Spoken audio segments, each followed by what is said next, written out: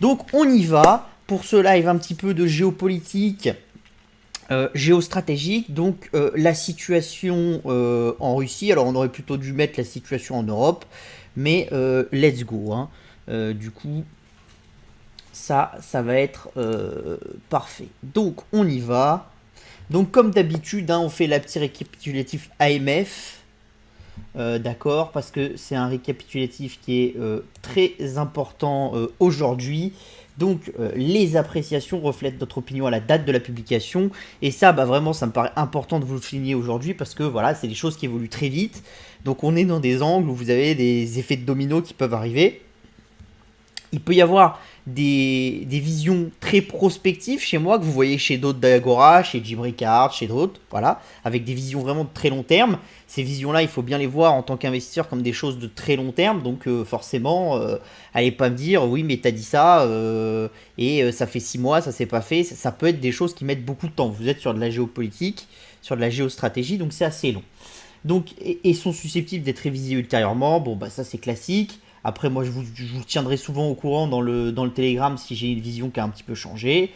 Nous effectuons des recherches méticuleuses pour tous nos articles et recommandations, mais nous ne sommes pas responsables des erreurs ou émissions qui pourraient y figurer. Rappelez-vous que les actions sont spéculatives par nature et n'y investissez pas plus d'argent que vous pouvez vous permettre de perdre. Les performances passées ne reflètent pas forcément les performances à venir. Avant d'investir, nous recommandons à nos lecteurs de consulter un conseiller financier indépendant ou un courtier agréé par l'AMF. So, let's go, on y va.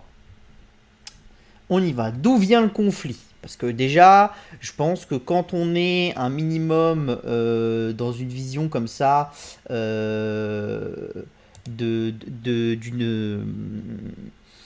d'une problématique mondiale, c'est important déjà de poser les bases. Et la base, c'est l'histoire, d'accord? Vous avez la philosophie, vous avez l'histoire, c'est quand même des matières de base qui vous permettent de comprendre le présent et qui sont importantes à avoir en tête. D'accord? Donc, on va passer par un petit moment. Alors là, je vais me taire, hein, ça dure 6 minutes, donc c'est assez long. Pourquoi? Parce que on commence par une notion qui nous vient de la Grèce antique, hein, de l'époque où Athènes était en combat avec Sparte. Je vous en dirai un peu plus après, on fera toute la période enfin une partie de la période de la Grèce antique, ce genre de choses. Mais c'est important comme discours parce que c'est ce qui vous permet de comprendre ce qu'on appelle le dialogue mélien. Et on en parlera juste après, mais c'est quand même une notion très très importante parce que ça vous montre que dans le monde dans lequel on évolue aujourd'hui, où on a beaucoup de gens qui passent à la télé et où on a souvent l'impression toute la journée de voir des gens comme Bernard-Henri Lévy qui passe à la télé tout le temps et qui le matin nous parle des Syriens, l'après-midi nous parle des Bangladais et au petit déjeuner le lendemain matin nous parle des Ukrainiens. Voilà, c'est un petit peu le bordel et je pense que malheureusement, il faut un peu réfléchir à long terme, voir les défauts et les avantages de l'humain en général, hein, la construction de l'humain dans sa vaste complexité. Et vous savez que je suis plutôt quelqu'un de toujours optimiste, c'est-à-dire vous pouvez pas m'accuser d'être un peu comme il y en a d'autres, des Delamarche, des comme ça, en vous disant que le monde va tout le temps vers sa perte. Ceux qui m'écoutent savent que je suis plutôt quelqu'un d'optimiste, mais je pense qu'il faut quand même avoir une vision de ce que c'est l'humain. Donc on va passer ces 6 petites minutes à voir un petit peu. Alors là, c'est le discours qui a été retranscrit. Alors malheureusement, il faut lire les sous-titres si vous ne comprenez pas l'anglais. Je ne peux pas faire autrement. Mais voilà, on y va. Je vais me taire et on continue juste après. À tout de suite.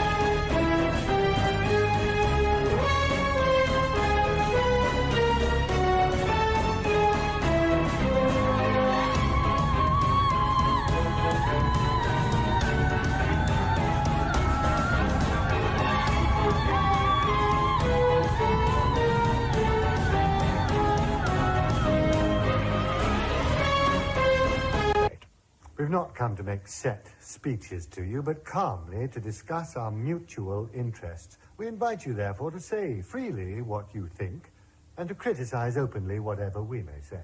That sounds very reasonable, and we agree that each side should put forward their views calmly.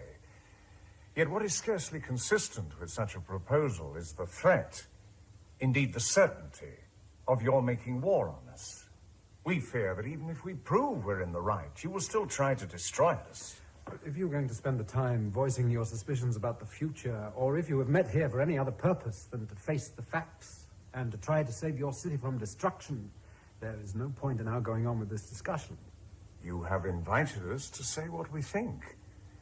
And it is natural that we should have different points of view. So, tell us first what you propose. For our part, we will use no fine phrases, saying, for example, that we have a right to our empire because we defeated the Persians, or we come against you because you have wronged us. We would simply ask you, on your part, not to deny that you're a threat to us. We recommend that you try to get what it is possible for you to get. You will understand that justice depends on one's power to enforce it.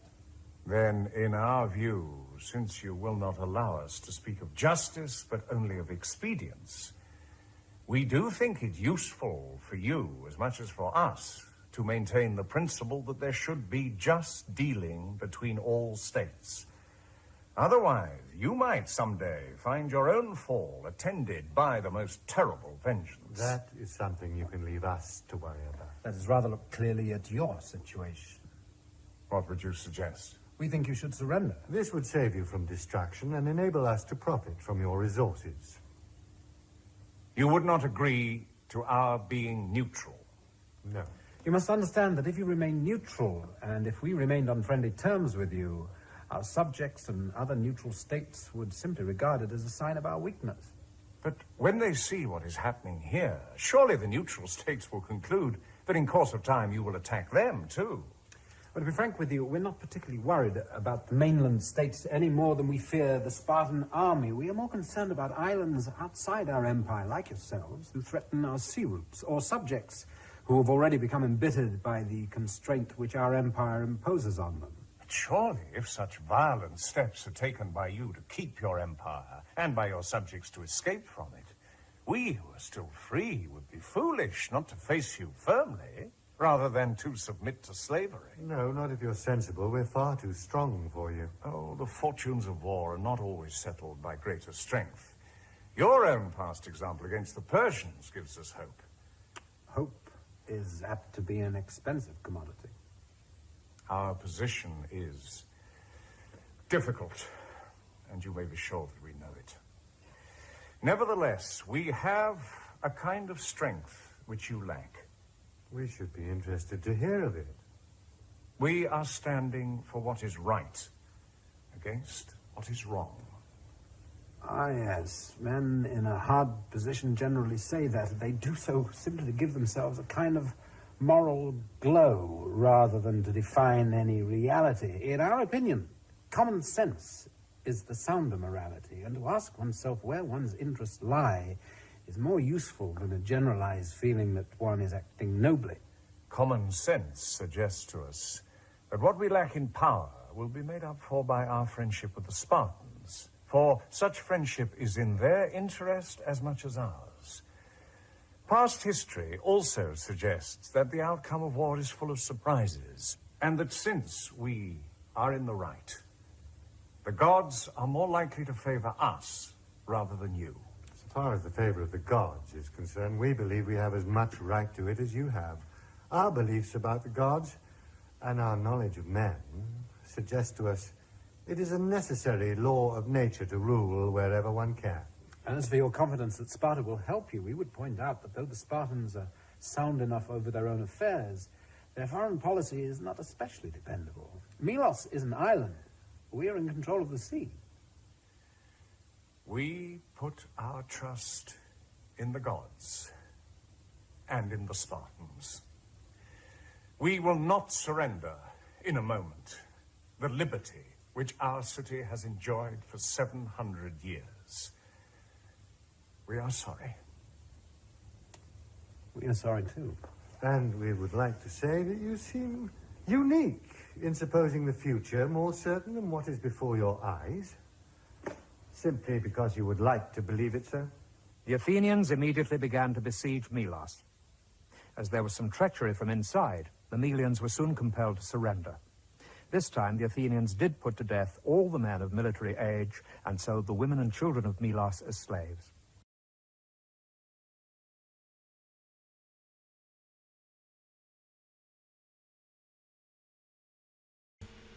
Donc voilà, c'était le petit film sur le dialogue mélien. Alors ce qu'il faut se souvenir, c'est quoi? C'était on était dans une période où Athènes s'était beaucoup développée en partie en gagnant contre les Perses et en prenant de l'importance. Et les premières phases de développement athéniennes, c'était des développements qui étaient plutôt non militaires, mais qui étaient des développements d'alliances. C'était des développements d'alliances qui étaient des développements avec, entre guillemets, un système qui était un win-win. Puis, petit à petit, les choses ont bougé et Athènes a pris de la puissance, a gagné de la force et a commencé à imposer sa vision et à construire un empire, d'accord? Et là, on le voit, c'était avec la cité de Mélie. Donc, l'idée, c'est quoi? C'est qu'eux, ils étaient plutôt comme les Suisses, ils voulaient plutôt être neutres, même s'ils avaient des relations assez importantes avec Sparte, mais il n'y avait pas de volonté de leur part ni d'aider Sparte, ni d'aider Athènes. Il y avait une volonté d'être plutôt mercantiliste, de faire du commerce, d'être ouvert, d'être sur les arts, sur ce genre de choses, et de rien faire. Et qu'est-ce qui s'est passé? Il s'est passé que Athènes leur a mis un ultimatum, ils n'ont pas été capables de respecter cet ultimatum, et du coup, tous les hommes en âge sont morts et toutes les femmes et les enfants ont été réduits en esclavage. Qu'est-ce que ça montre? Ça montre un principe de base qui est là depuis le tout début de l'humanité et on peut vouloir aller contre. Attention, je le conçois. Mais c'est comme ça que l'humanité est née et je pense qu'avant qu'on change globalement notre manière de faire, on en a pour un certain temps. C'est l'idée que le plus fort a toujours un avantage sur le plus faible et que le plus fort va user de cet avantage pour imposer sa vision, d'accord? Et ça, c'est quand même la base. Alors après, ce qui est intéressant dans le discours, c'est-à-dire que beaucoup s'arrêtent dans le discours mélien à cette notion-là, c'est-à-dire le plus fort va imposer au plus faible sa vision. Le discours mélien, ça va bien plus que là. Et c'est pour ça que c'était intéressant d'écouter tout le texte. Et si vous n'avez pas bien compris, je vous invite à le regarder en replay, parce que c'est vraiment intéressant. C'est tout ce que le représentant mélien dit dans le texte. C'est-à-dire que le fait d'imposer sa force à un instant T, fait qu'on va essayer de vous repousser cette force à un instant T plus 1. Donc c'est un peu ce qui s'est passé avec la cité d'Athènes après, c'est qu'une fois qu'ils ont réussi à prendre Sparte et à avancer, et ben en fait, ils se sont retrouvés avec des révoltes fréquentes, et ça a complètement miné le pouvoir d'Athènes.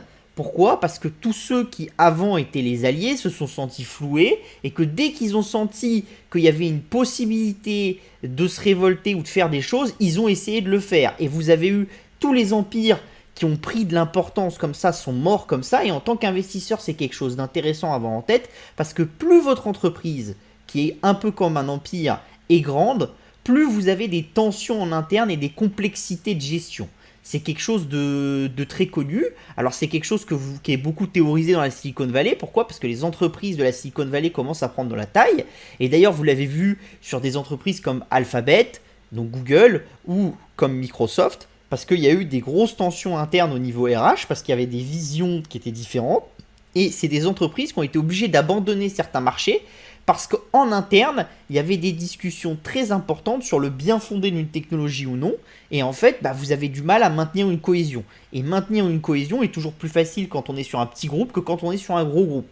Alors, c'est la complexité, entre guillemets, de l'humain. C'est-à-dire qu'on essaye toujours d'être l'empire qui contrôle tout. D'accord? Un peu comme Dark Vador dans la guerre des étoiles avec l'empereur Palpatine.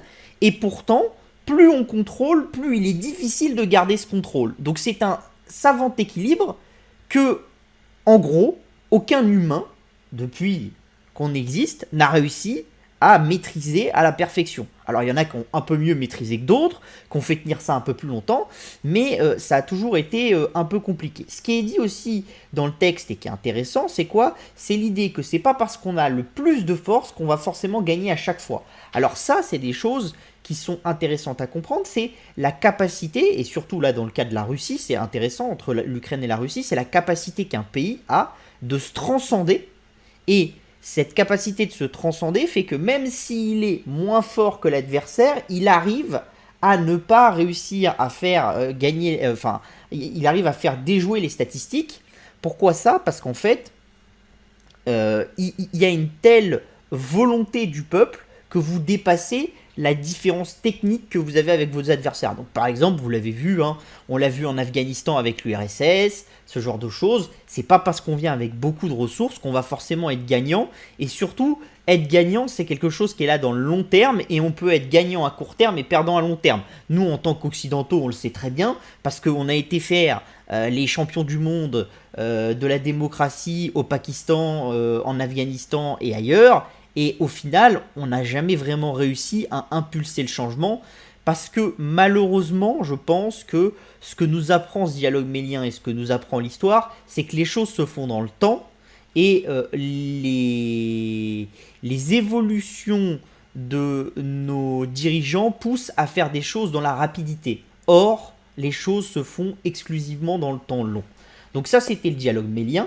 C'est intéressant parce que ça vous montre aussi la version de Poutine, c'est-à-dire que forcément Poutine il se sent plus fort que l'Ukraine, donc il rentre dans un dialogue mélien avec l'Ukraine, les Américains se sentent plus forts que Poutine, ce genre de choses. On va continuer un petit peu pour faire l'histoire, parce qu'on va pas faire que du dialogue mélien, hein, parce que sinon, voilà. Donc, l'histoire aussi, c'est des histoires d'équilibre. Donc là, vous avez McKinsey Global Institute, donc c'est la carte, et c'est ce qu'on appelle le centre du monde. Donc pour calculer ça, c'est assez simple, hein. On prend l'économie mondiale et on calcule le point médian, celui du milieu, d'accord? Celui de la moyenne de toutes les économies du monde. Donc vous voyez que quand on commence, hein, au tout début de l'humanité, on est plutôt au Moyen-Orient. Après, quand on avance dans le temps, on rentre plus ou moins vers l'Europe du Nord, d'accord? Ça montre la prise de pouvoir et la prise de puissance des États-Unis et de l'Europe. Et là, depuis quelque temps, on revient de plus en plus vers l'Asie. Pourquoi? Parce que c'est la montée en puissance de la Chine. Donc il y a une grande question qui agite beaucoup de politologues, d'économistes, ce genre de choses, c'est savoir est-ce que c'est un cycle qui va se répéter, c'est-à-dire que la Chine ne va plus être en capacité de croître de manière très forte, mais l'Inde va croître de manière très forte. Donc en fait, ce que vous voyez, le point de 2025 là, ce qui ferait que le point de 2030, on reviendrait au Moyen-Orient, donc un équilibre qui est ici, et du coup, on repartirait sur un cycle, d'accord, qui nous dirait que dans le prochain siècle, la zone qui prendrait de la force, ça serait soit l'Europe, d'accord, soit l'Amérique du Sud, soit l'Afrique. Ce qui permettrait de faire revenir le trait par là. Sachant que plus c'est l'Europe, plus ça valide un trait qui va vraiment respecter la carte et qui remonterait comme on a eu de 1820 à 1913. Et plus on prend l'Amérique du Sud et l'Afrique, plus en fait ça décalerait le trait par ici et ça changerait un petit peu. Donc ça c'est une vision d'équilibre. Donc la question c'est, est-ce que vous allez retourner vers l'Orient un peu plus? Est-ce que vous allez retourner vers l'Asie un peu plus? Ce genre de choses. Donc ça pose le cadre. Maintenant, on va continuer un petit peu l'histoire. Donc déjà, il faut comprendre une chose, c'est que moi, je suis assez choqué par beaucoup de choses dans le monde de l'investissement parce que je côtoie quand même pas mal de mecs et j'ai quand même eu des gens qui m'ont dit, tu comprends, l'Ukraine, c'est quand même pas à côté. Avant que la guerre vienne chez nous, on est tranquille. Alors, sachez une chose, hein. Là, j'ai mis le tweet d'Ibrahim Malouf, hein, qui est un musicien. D'accord, la distance entre la France et l'Ukraine, c'est 100 km de moins que la distance entre Brest et Menton. C'est quand même, ça vous montre la vision qu'on est très proche et que les choses peuvent aller très vite. Et il y a une idée sous-jacente qui existe depuis longtemps, c'est que comme c'est pas à nos frontières, c'est pas grave, et avant que ça vienne chez nous, on a du temps. On avait eu la même technique à l'époque d'Hitler, quand il avait fait la Pologne et tout ça, en disant oui, non mais toute façon, c'est assez loin, donc ça va jamais arriver chez nous. Il y a une tendance, quand on est face à un événement géopolitique majeur, qui n'est pas sur notre territoire en direct, à dire c'est loin et ça va pas nous toucher. Mais les choses évoluent et vous touchent beaucoup plus vite que vous ne le croyez. Et en plus, ça va de plus en plus vite parce que s'il y a 3000 ans, c'était difficile de déplacer une armée de la Pologne à la France, maintenant, avec les blindés, la vitesse à laquelle vont les blindés et la manière dont vous pouvez les envoyer par avion avec des parachutes, ce genre de choses, vous pouvez aller d'un point à un point B avec une rapidité déconcertante. Hein. Donc vous avez une capacité de vous déployer entre guillemets dans n'importe quel pays d'Europe qui est quasiment en 24 heures. Alors après, c'est pas un déploiement qui va être parfait parce que si vous envoyez que des forces aéroportées, vous risquez de vous faire défoncer en l'air, ce genre de choses. On va passer l'aspect vraiment militaire pur, mais ça vous montre que la capacité d'arriver chez l'adversaire, elle est quand même très très rapide et on parle même pas des avions de combat, ce genre de choses et tout ça. Donc il faut quand même avoir l'idée que l'idée qu'il y a chez certains traders ou chez certains machins que c'est quand même quelque chose de loin, qu'on va trader l'histoire, mais que ça risque pas de nous toucher, c'est quand même une idée qui est assez fausse. Et il faut, à mon avis, se mettre en tête que c'est quelque chose qui est assez proche de nous et qui est vraiment très important. Donc on va continuer avec des dates clés. Alors, les dates clés, j'ai essayé de faire simple. On ne peut pas faire un truc de 3 heures non plus. Donc excusez-moi, j'ai simplifié. Hein. Mais il y en aurait beaucoup plus que ça, mais j'ai essayé de simplifier pour avoir une chronologie.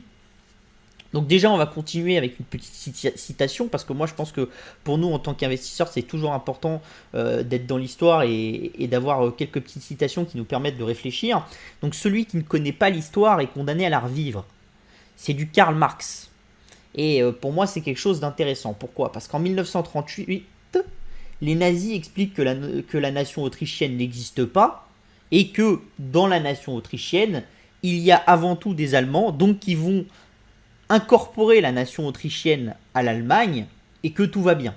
Et l'idée de certains, à l'époque, hein, en France et ailleurs, c'est qu'au fond, est-ce que ça nous concerne vraiment ? Et puis ils n'ont pas forcément tort, les Autrichiens, ils parlent comme les Allemands, ils ont une histoire en commun, alors est-ce que le peuple autrichien c'est vraiment un peuple, ou est-ce que les Allemands ont raison ? C'est un petit peu complexe. Le problème, c'est que déjà là, on voit qu'il y a une répétition. Pourquoi ? Parce que la dialectique de Poutine, c'est la même chose. La dialectique de Poutine, c'est de dire l'Ukraine n'existe pas en tant que peuple et en tant qu'État, c'est des Russes. Alors en plus, c'est une dialectique qu'il a instaurée. Pourquoi ? Parce que comme il est venu en plusieurs étapes, dans le Donbass et tout ça, qu'il a donné des passeports, il a construit quelque chose. Alors effectivement, vous pouvez discuter sur certains territoires, c'est-à-dire que quand on a découpé à la fin de l'URSS, on a fait toutes les conneries du monde, au même titre que quand on a découpé l'Afrique, quand on a décolonisé, on s'est mis autour d'une table et on a découpé suivant les envies un peu de chacun, et en sachant que le perdant, qui en gros était l'URSS, avait pas grandement son mot à dire.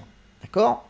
Et ça, c'est toujours un problème, parce que quand on découpe autour d'une table à l'ONU, on découpe par rapport à des ambitions, entre guillemets, économiques, mais qui ne correspondent pas forcément aux peuples qui sont installés à un endroit précis, à un moment précis. D'accord ?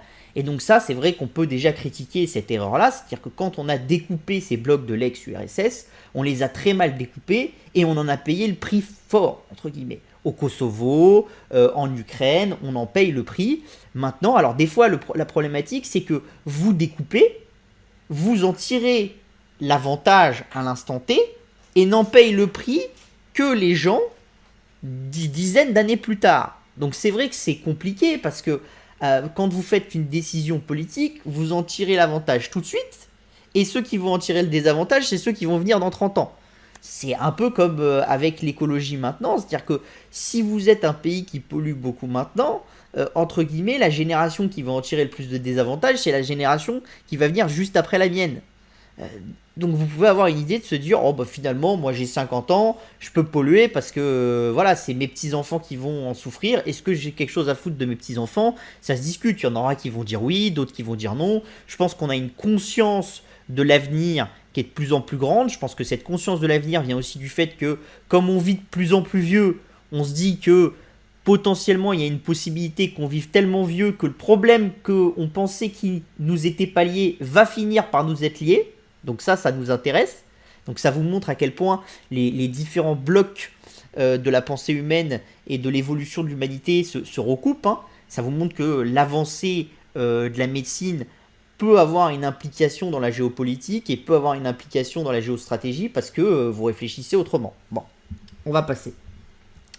Ce qui s'est passé aussi, c'est qu'en 1992, d'accord, on a commencé à élargir l'OTAN avec l'arrivée de Clinton, suivi de Bush fils, d'accord. On a commencé aussi, nous, en tant qu'Européens, à élargir l'Union européenne. Et du coup, on a déséquilibré quelque chose, c'est-à-dire que l'idée de l'URSS, c'était de se dire que, effectivement, l'Europe, c'était une vision différente, les États-Unis aussi, mais qu'entre l'Europe et les États-Unis, il y avait en gros une chaîne, d'accord, la Finlande, la Norvège, la Pologne, tous ces pays-là, et que ces pays pouvaient être des zones tampons. C'est-à-dire, vous mettez entre deux États quelqu'un, et puis vous faites le tampon. Le problème, c'est quoi? C'est qu'il s'est passé un événement mélien, hein, dans toute sa splendeur. C'est que comme la Russie était en très mauvais point, bah, la Russie n'avait plus de capacité de dire aux Américains et aux Européens, mais vous n'allez pas faire ça, sinon on va rentrer en conflit. Parce qu'elle n'avait pas le moyen de faire le conflit. Donc qu'est-ce qui s'est passé? Il s'est passé que les Européens et les Américains se sont dit, bah écoutez, maintenant c'est nous qui décidons, la Russie, elle est bien retombée, on a moins peur, donc on va faire comme on veut. Donc les Américains se sont amusés à faire l'OTAN un peu partout, en ayant une vision de se dire que si un jour la Russie reprenait de la puissance, ils s'étaient déjà installés, donc ils avaient un avantage géostratégique, d'accord? Ça c'est la vision de certains. Et l'Europe s'est mis dans l'idée qu'il fallait à tout prix agrandir l'Union européenne. Alors pourquoi? Parce que vous aviez deux visions qui s'opposaient à cette époque-là. C'était une vision entre guillemets mercantiliste qui était poussée par certains pays, l'Allemagne, aussi un peu par la France au tout début. L'idée qu'il fallait faire un marché de consommateurs, et vous aviez aussi les Anglais qui étaient dans cette stratégie-là. Et après, vous aviez une autre stratégie qui était l'idée de se dire qu'il fallait quand même essayer de faire une Europe intégrée. Mais le problème, c'est que quand vous voulez faire une Europe intégrée, je vous l'ai dit, plus vous êtes nombreux, plus c'est compliqué de faire des choses intégrées qui marchent. Donc il aurait fallu faire les choses à plus petite échelle. Et après, vous avez un autre problème, qui est ça, un problème beaucoup plus français, c'est que vous avez une énormité en France qui s'est née, c'est l'idée que quand vous allez faire entrer les gens dans l'Europe, ils vont devenir démocrates. C'est un truc assez fou, hein. C'est de vous dire, vous rentrez dans l'Europe, donc ça vous rend démocrate. C'est pas vraiment comme ça que ça se passe, c'est un long cycle, mais certains politiques français se sont imaginés que juste parce qu'on rentrait dans l'Europe, eh ben on allait devenir démocrate et que ça allait se faire tout seul et que c'était pas un long cycle et que c'était pas quelque chose qu'il fallait vraiment, où on allait avoir des moments de tension, des moments où on allait revenir, et que c'était des choses qui se faisaient par étage, et que comme un enfant, quand il marche ses premières marches, bah, il va en réussir une ou deux, puis après il va se casser la figure et retomber de deux, puis remarcher 4, puis retomber de 2, et qu'il faut être là pour l'aider, pour lui apprendre, et puis qu'à un moment il arrive à marcher les marches tout seul, et puis il monte tout en haut du building, et il a évolué, d'accord? Donc il y a quand même beaucoup de choses, hein, dont par exemple une problématique qui arrivait vraiment vers la fin, en 1999, hein, quand la Pologne est rentrée dans l'OTAN. Et pour vous dire quelque chose, c'est que vous aviez déjà à l'époque aux États-Unis des politologues qui avaient été dans l'architecture de la vision entre guillemets de l'Amérique. Alors c'était ce qu'on appelait l'Eurasie à l'époque, la vision eurasienne des États-Unis, comme Brzezinski, qui était polonais, et lui, il était totalement contre l'adhésion de la Pologne à l'OTAN, en disant que si les Américains poussaient pour l'adhésion de la Pologne dans l'OTAN, les Russes, à long terme, allaient prendre ça comme un affront, et qu'un jour ou l'autre, les Russes essaieraient de le faire payer. Parce que c'est le dialogue mélien, c'est-à-dire les Russes n'ont pas de capacité à vous le faire payer maintenant, mais ils l'ont dans la tête qu'on a essayé de les avoir, et qu'on a même réussi à les avoir, donc le jour où ils ont la possibilité d'essayer de vous le faire payer, ils vous le font. C'est l'histoire un peu après des révolutions des cités grecques envers Athènes, d'accord? Vous avez, après l'extension de la problématique, c'est quoi? C'est que l'Europe s'est dit que, de toute façon, la vision de l'Europe, c'était il faut imposer la démocratie partout, comme si c'était quelque chose qui s'amenait comme ça et qui correspondait à tout le monde. Moi, je pense que ça, c'est une vision assez fausse. Alors, j'aimerais que le monde soit démocratique, parce que je pense que c'est le meilleur régime qu'on a à l'heure actuelle, même s'il est loin d'être sans défaut. Mais entre guillemets, entre la peste et le choléra, il faut bien faire des choix à des moments. Et donc, je pense que effectivement, la démocratie de très loin, c'est le mieux. Mais après, je pense qu'on n'amène pas la démocratie dans des pays, qu'on ne fait pas des évolutions démocratiques comme ça. Et je pense que souvent, l'Europe, les États-Unis et tout ont oublié qu'elles ont passé des centaines d'années à construire leur démocratie et à être dans des moments très démocratiques, puis un peu plus autocratiques, puis très démocratiques, puis un peu moins démocratiques, et qu'il y a eu un phénomène de construction dans le temps, et que l'idée que parce que nous on est européens, on va être capable d'importer cette démocratie et de leur dire faut faire comme ça et que chez eux ça va marcher, c'est un peu fou. Donc c'est ce qui s'est passé un peu en 2014 avec le mouvement de l'Euromaïdan, qui montre aussi une problématique, c'est qu'en découpant ces pays et en faisant des pays qui sont très grands, on arrive à des grandes distorsions. Donc l'Euromaïdan, quand vous regardiez à l'époque, c'était quand même un mouvement qui était très ciblé sur une partie de la population ukrainienne et avant tout sur l'Ukraine de l'Ouest, d'accord. Et du coup, ça a fait peur aux Russes. Pourquoi? Parce que pour un pays qui était géré par, on va pas dire un pantin de la Russie, mais par quelqu'un qui était quand même assez proche des Russes, donc qui maintenait entre guillemets un statu quo qui plaisait à la Russie, on est venu sur quelqu'un qui était beaucoup plus pro-européen, avec la vision de vouloir faire rentrer le pays dans l'Europe. Et alors là, pour les Russes, vous avez un autre problème, c'est que si vous ne réagissez pas, si le pays rentre dans l'Europe, le jour où l'Europe fait une Europe militaire, si un jour on y arrive, vous allez forcément avoir des forces militaires de l'Europe en Ukraine si elle rentre dans l'UE, et du coup vous avez à la frontière de la Russie des forces militaires européennes. Et ça c'est pour Poutine et même pour beaucoup de militaires russes, c'était quand même impensable. Donc ça nous a créé énormément de problèmes et c'est ce qui a amené le premier mouvement russe, c'est-à-dire la conquête de la Crimée et la guerre du Donbass. D'accord? Donc ça c'est voilà une partie de la base. Et on arrive en 2022 où on a une invasion totale parce que Poutine s'est préparé, parce que Poutine a une capacité de rentrer dans ce dialogue mélien. Je pense aussi que Poutine en a besoin, on verra pourquoi après, hein. Mais il n'est pas non plus dans un moment où tout va bien en Russie et où il est très très fort, contrairement à ce que certains nous disent. Donc il rentre un petit peu là-dedans dans ce conflit-là, mais je pense que c'est important. Pourquoi? Parce que ça nous montre que les torts sont totalement partagés. C'est-à-dire que ce que fait Poutine à l'heure actuelle, c'est-à-dire rentrer dans un pays pour essayer d'imposer sa vision, ce genre de choses, paraît assez folle. C'est complètement déraisonnable. Mais ce que nous, en tant qu'Européens et en tant qu'Américains, nous avons fait il y a quelques dizaines d'années, n'était pas forcément raisonnable non plus. Mais ça nous paraissait pas déraisonnable parce qu'on était tellement puissant et tellement en avance sur les autres qu'on avait cet avantage mélien, entre guillemets, et qu'on en a usé et sûrement abusé. D'accord? Et donc, quand vous abusez d'un avantage mélien, ça se retourne contre vous un jour ou l'autre. Donc pour ça, on va quand même voir un petit peu. Donc ce qui fait peur aussi, c'est quoi? C'est que dans le discours de Poutine, vous avez quand même une vision qui est assez problématique. C'est-à-dire que quand vous regardez son discours, il nous dit « Nous nous efforçons d'arriver à une démilitarisation et une dénazification de l'Ukraine. » Alors ça, c'est problématique. Pourquoi? Parce qu'il vous dirait une démilitarisation. Ça veut dire que le but, entre guillemets, c'est de vous dire que la Russie a déjà des frontières avec l'UE et des frontières problématiques. C'est le haut ici, Estonie, Finlande, ce genre de choses. Tout ce que vous avez en haut ici. D'accord? Biélorussie, ils contrôlent, donc ils sont tranquilles. Et après, il leur reste l'Ukraine.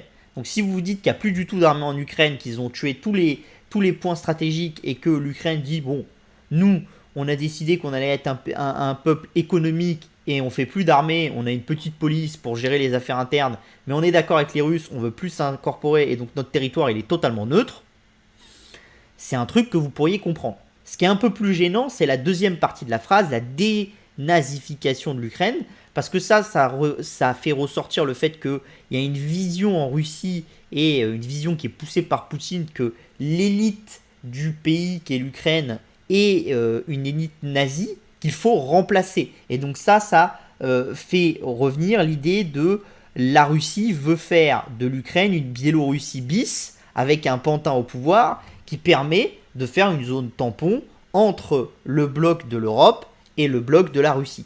Ce qui pose quand même des petits problèmes pour nous. Vous avez aussi un autre problème pour Poutine, qui est un problème qui est très très important pour la Russie. C'est quoi? C'est que la Russie n'a pas d'accès direct à la mer Méditerranée. Et ça, c'est un problème qui existe depuis très longtemps, que les Russes ont depuis très longtemps. Les Russes sont totalement dans la main des Turcs, parce que les Turcs maîtrisent le détroit ici, suivi très proche par les Grecs, qui ont une très grande marine, même maintenant, même si on peut dire que, bon, c'est pas non plus la marine de l'époque d'Athènes, hein, en puissance par rapport aux autres marines, mais c'est quand même une armée qui est loin d'être négligeable, l'armée grecque. Donc vous avez un sentiment aussi de la Russie que la capacité de se déployer est limitée sur la zone de la mer Méditerranée, et ça gêne beaucoup Poutine et ça gêne beaucoup les Russes. Alors après, c'est compliqué parce que comment on aurait pu faire pour leur donner cet accès? Je pense que malheureusement, après, voilà, on va pas donner la moitié de la Turquie à la Russie pour qu'ils aient un accès direct à la Méditerranée. Voilà, il y a des complexités, mais ça vous montre pourquoi il y a ces complexités-là. Alors c'est un peu moins vrai au niveau de la mer Baltique et ce genre de choses, parce que là, vous avez une enclave russe, d'accord, parce que vous avez d'autres moyens en passant par au-dessus de la Norvège et tout ça. Mais ça vous explique un peu la notion géographique, et c'est pour ça que dès que vous faites de la géopolitique, il faut essayer de se mettre sur la notion géographique, parce que ça a son importance. Et comme Poutine, à travers Wagner et à travers d'autres moyens, s'exporte de plus en plus vers le Moyen-Orient et l'Afrique, le fait de ne pas avoir justement cet accès direct à la mer Méditerranée, ça gêne beaucoup les Russes. Donc ils sont aussi obligés d'entre guillemets maîtriser totalement cette mer Noire pour être capable dans cette mer Noire d'être vraiment les plus forts, et donc même si un jour ils ont besoin de forcer le passage du détroit, d'être capable de le forcer. Alors que si déjà ils sont pas maîtres de la mer Noire, c'est beaucoup plus difficile après d'aller forcer le détroit. D'accord? Donc à une vision un peu plus longue, si vous imaginez que les Russes s'imaginent rentrer dans une troisième guerre mondiale, pour eux, pour être bien quand ils vont y rentrer, ils ont un besoin de contrôle total de cette mer Noire. Ce qui n'était pas forcément le cas à l'époque où l'Ukraine était totalement libre, et donc ça posait un double problème à la Russie, c'est-à-dire il fallait déjà combattre dans cette mer Noire pour avancer, plus après combattre au niveau du détroit, ce qui est quand même compliqué. Donc voilà. Donc, les erreurs. Alors là, on a la photo de l'époque, hein, Kohl, Genscher et Gorbatchev, qui sont pleins d'espoir, 1990. Pour les Américains, c'est le début de la période faste avec les Européens, parce qu'on va dire que pendant quasiment 15 ans, c'est le summum de la vision mélienne de ces deux blocs qui se disent qu'ils sont les rois du monde et qui peuvent tout faire et qu'il ne va rien se passer. Il arrive après le bloc chinois qui commence à prendre de l'ampleur, et puis après il arrive un autre problème, c'est qu'il arrive pour le bloc américain et le bloc européen les premières problématiques entre guillemets géostratégiques avec les terroristes du monde arabe, et ça va beaucoup déstabiliser, parce qu'en plus comme votre ennemi c'est pas un ennemi qui est fixe, c'est très difficile de le combattre. D'accord? Bon, le texte là, on en a déjà parlé, hein, donc ça c'est pour ceux qui liront que le slide, donc on peut continuer. Mais et donc ça vous montre le principal problème, c'est qu'on s'est enflammé à cette époque-là, et je pense que c'est quelque chose qu'on doit apprendre à maîtriser, parce que s'il nous arrive de redevenir entre guillemets un bloc fort, il faudrait éviter de refaire les erreurs qu'on a faites à cette époque-là, en s'imaginant que comme on est un bloc fort, on peut imposer les choses aux autres, et il faudrait garder un peu de structure. Alors après, quand vous êtes un bloc fort, il ne faut pas non plus ne pas vouloir jouer de votre force mélienne, parce que forcément c'est un avantage, et en tant que stratège, il faut toujours user de ces avantages, mais il ne faut pas en abuser. C'est un peu comme l'alcool, et il faut en boire, mais pas trop. Et ben donc c'est un peu compliqué. Donc pour continuer, on va aller un petit peu dans un autre domaine, parce que je pense que c'est intéressant aussi de le comprendre pour voir un peu la vision et voir comment on se développe. C'est la différence entre guillemets, deux grands thèmes, l'autocratie et la démocratie. Alors bien sûr, il existe énormément de sous-parties. Je pense qu'on ne peut pas toutes les détailler ici, hein, parce que c'est vraiment après trop complexe au niveau stratégique, d'accord, et au niveau du temps que ça demanderait. Donc on a fait deux grandes classes. Forcément, c'est des classes qui sont abstraites. Donc une autocratie, généralement, ça fonctionne sur, entre guillemets, deux notions bien précises, hein, de l'autocratie. Soit vous avez une autocratie qui est plutôt dure, c'est ce que vous avez au Venezuela, ce genre de choses.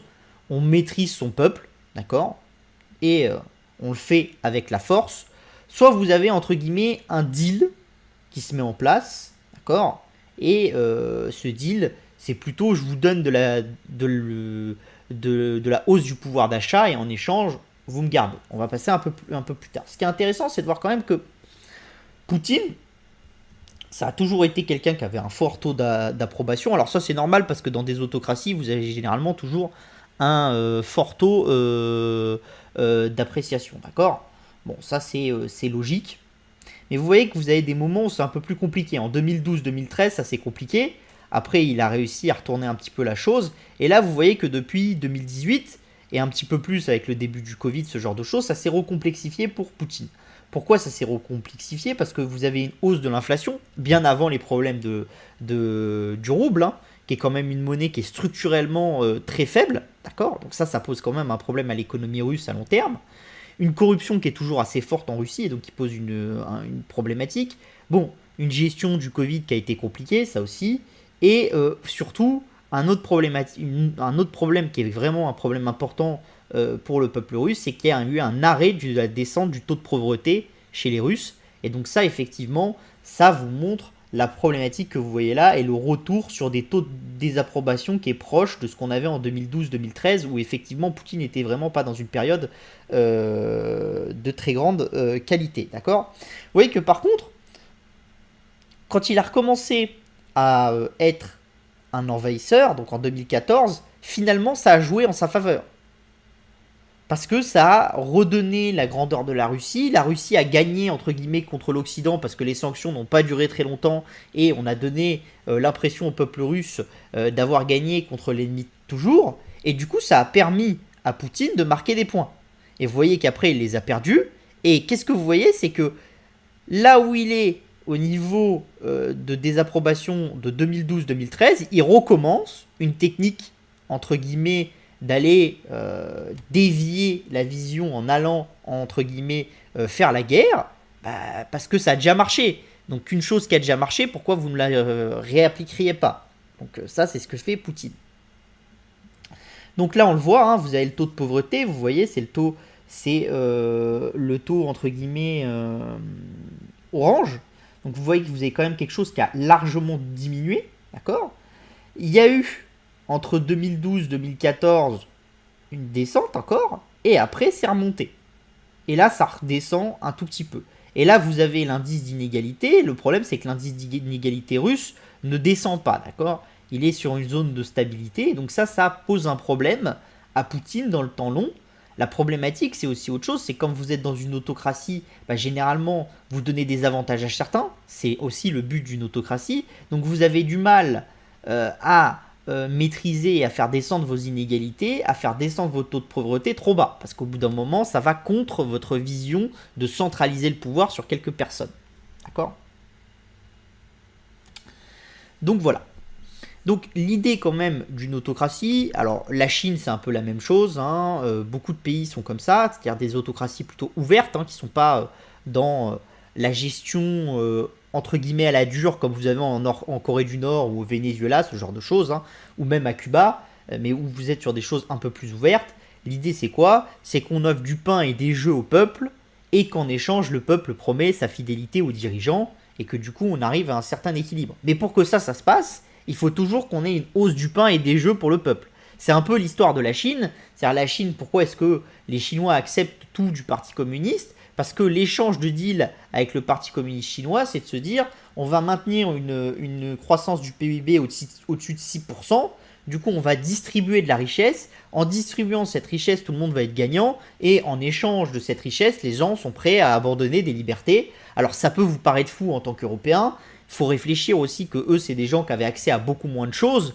Et donc, quand vous aviez accès à rien et qu'on vous donne accès à la télévision, au cinéma, au restaurant, ce genre de choses, vous ne vivez pas forcément une mauvaise vie. Après, la problématique, c'est quoi? C'est que plus le temps passe, plus vous êtes habitué à avoir accès à ces services-là, plus vous voulez des nouveaux services et plus vous tendez vers une liberté, entre guillemets, intellectuelle que vous créez. C'est un peu le problème de stabilité de ces autocraties à long terme. Pourquoi la majorité des autocraties qui avancent économiquement finissent par avoir brutalement un retour en arrière? Parce que justement cet équilibre, il est très dur de le stabiliser dans une autocratie.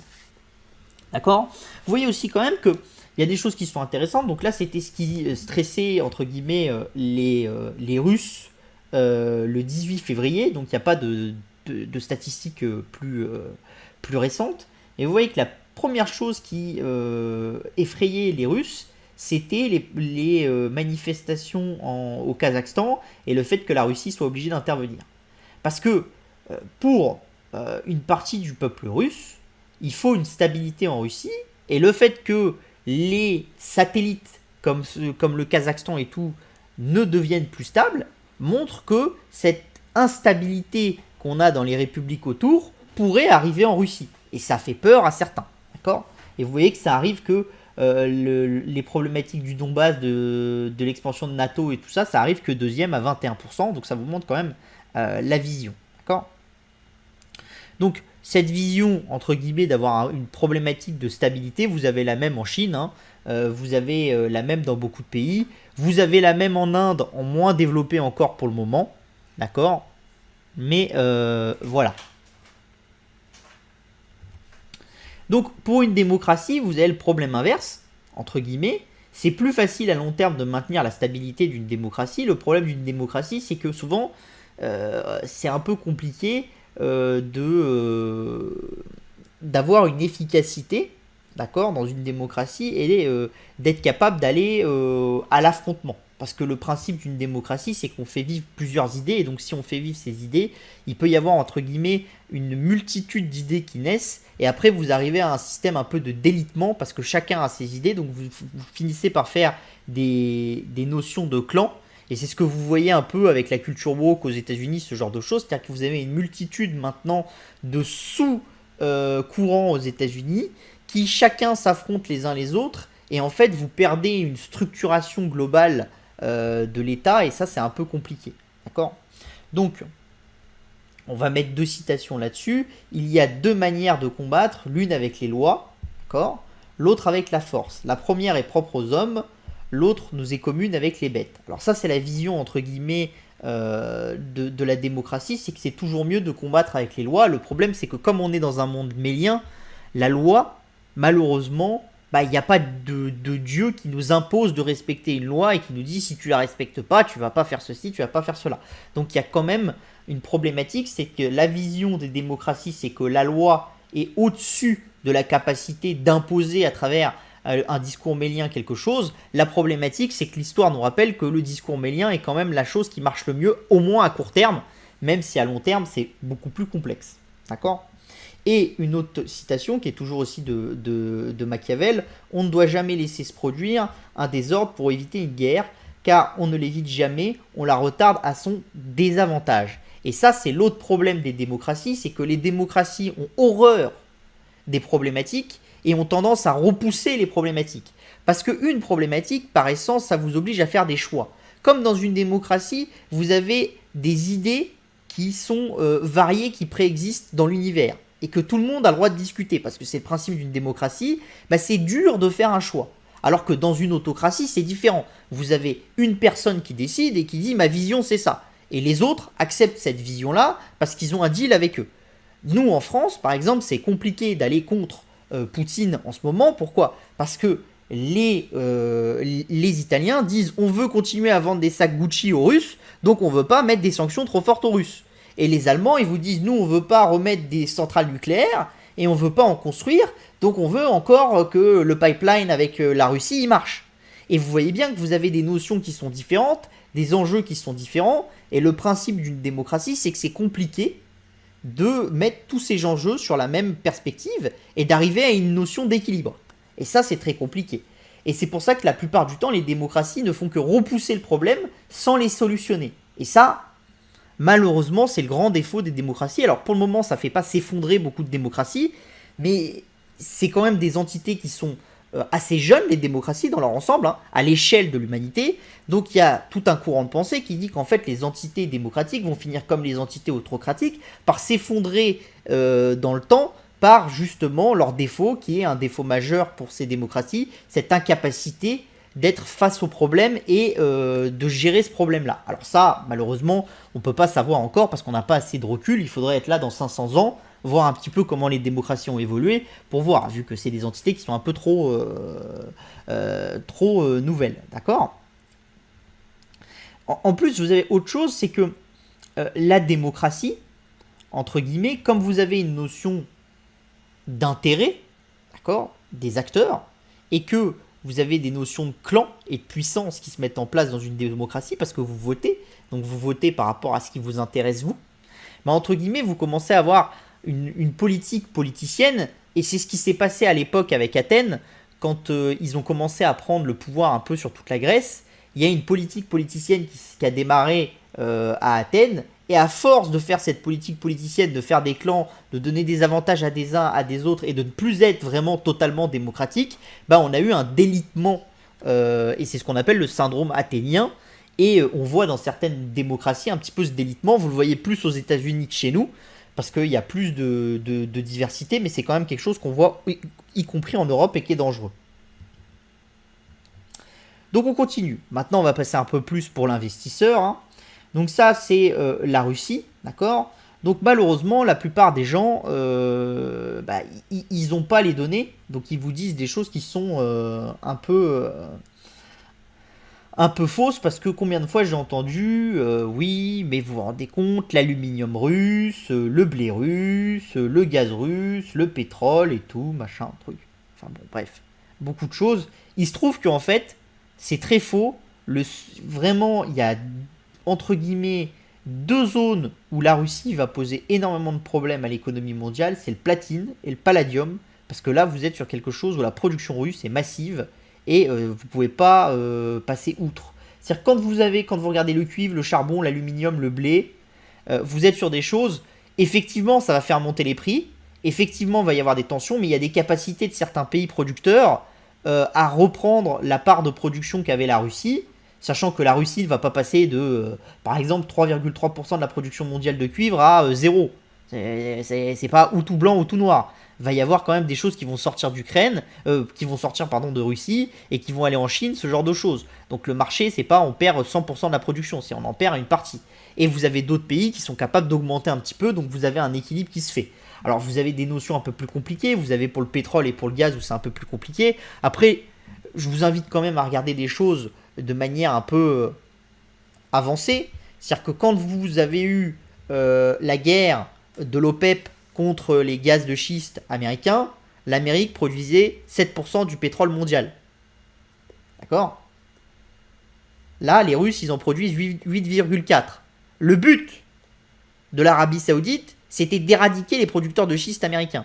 Donc c'était de passer de 7-8% de production de pétrole aux États-Unis mondial à 1-2. Et ils avaient une vision que, entre guillemets, même si ça fait perdre beaucoup, ils auraient la capacité de répondre à la demande derrière, parce qu'ils peuvent pomper un peu plus.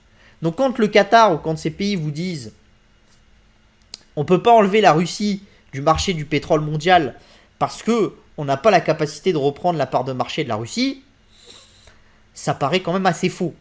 Sachant que la Russie, encore une fois, ils vont pas passer de 8% de production du pétrole mondial à 0. Hein. C'est pas tout blanc, tout noir. Ils vont passer. Donc il y a une capacité quand même. Et ça vous montre que tous ceux qui vous disent le pétrole à $300, le pétrole à $200, enfin qu'est-ce que j'ai lu comme conneries de grandes banques. Mais ça fait beau dans les journaux, puis ça fait parler de JP Morgan, de tous ces trucs-là, puis ça fait peur aux gens. Et quand on fait peur aux gens, ça fait du clic, malheureusement. Et puis ça fait croire aussi qu'on peut trouver la martingale parce qu'on peut investir sur des produits dérivés sur le pétrole à 200 $. Et si ça marche, on fait x1000 parce qu'on nous l'a vendu pas cher. Mais si on vous le vend pas cher, c'est parce que beaucoup pensent qu'il va jamais être exercé. D'accord? C'est quand même un peu le principe d'un market maker quand il vous vend un produit à pas cher, c'est qu'il pense que le produit va jamais avoir de valeur. Voilà. Donc moi je pense qu'on se fait beaucoup peur sur le marché entre guillemets des matières premières. Alors il y a des marchés de matières premières qui peuvent poser un problème. D'ailleurs on voit quelque chose de rigolo, c'est que l'or, dont on vous dit c'est ce qu'il faut détenir quand il y a une crise, ce qui est vrai, quand il y a une crise, l'or est quand même un actif qui est plus intéressant à détenir que le reste. Voilà. C'est pas sur le long terme de la crise, mais sur le court terme d'une crise, quand on est dans la montée de la tension, c'est intéressant de détenir de l'or parce que ça monte. Mais ce que vous voyez, c'est que la production d'or aux États-Unis, en Russie, elle est importante. Et la capacité de la Russie de vendre cet or, ça va être limité. Et vous avez des problématiques quand vous investissez sur l'or. Si vous investissez pas sur de l'or physique, vous achetez pas des lingots, des choses comme ça, mais si vous achetez de l'or papier, vous avez des problématiques de beaucoup de personnes qui vous disent, mais au final, est-ce que votre or papier, il y a vraiment de l'or physique derrière? Et donc ça, si on rentre vraiment dans un phénomène de tension globale, vous pourriez avoir un problème en investissant sur de l'or en papier, c'est de vous dire, est-ce qu'il y a vraiment de l'or physique derrière? Et donc ça déséquilibre entre guillemets le marché de l'or au niveau mondial, parce que dès que l'or monte un peu trop, vous avez des gens qui commencent à s'y intéresser et qui disent, mais en fait, il n'y a pas assez d'or pour tout le monde, donc ce qu'on vous vend, ça vaut pas vraiment ça, et qui commencent à shorter le marché, et le marché retombe un petit peu, ce genre de choses. Donc structurellement, la construction du marché de l'or sur les marchés financiers, elle est quand même assez fragile, parce qu'il y a énormément de problèmes. Alors, on va pas commenter en long, en large et travers, vous avez des super articles de recherche fondamentale sur le fait que est-ce que on sait couvrir le besoin en or papier du monde entier, ou est-ce qu'on ne sait pas le faire? Voilà, c'est des choses dont il faut réfléchir. Vous avez un autre problème aussi, c'est que quasiment 50% enfin un peu moins de 50%, entre 25 et 30% de la demande d'or physique, d'accord, c'est pour faire des bijoux en Inde, d'accord. Vous pouvez vous dire aussi que si vous rentrez dans une période de guerre, vrai, les Indiens vont faire autre chose que acheter de l'or, parce qu'ils pourront plus, parce que acheter des bijoux, ils pourront plus le faire.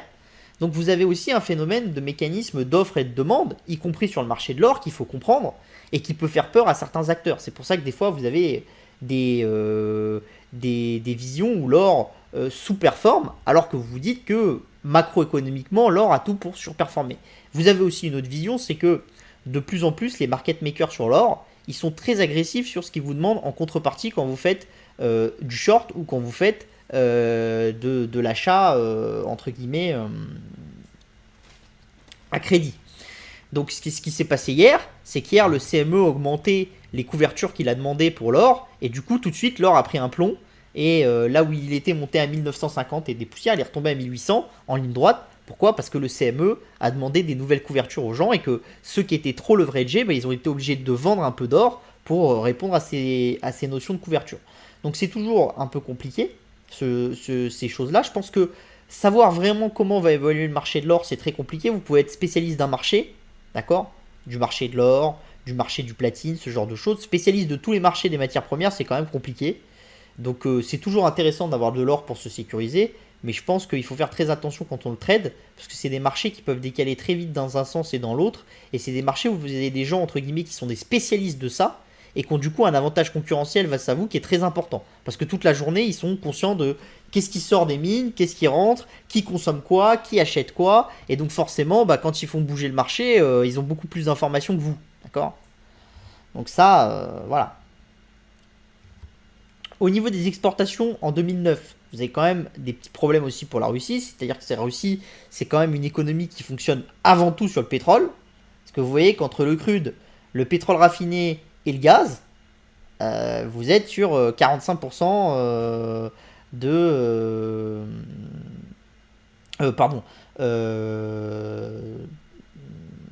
vous êtes sur 50, vous êtes sur 51% de l'économie, donc c'est quand même beaucoup.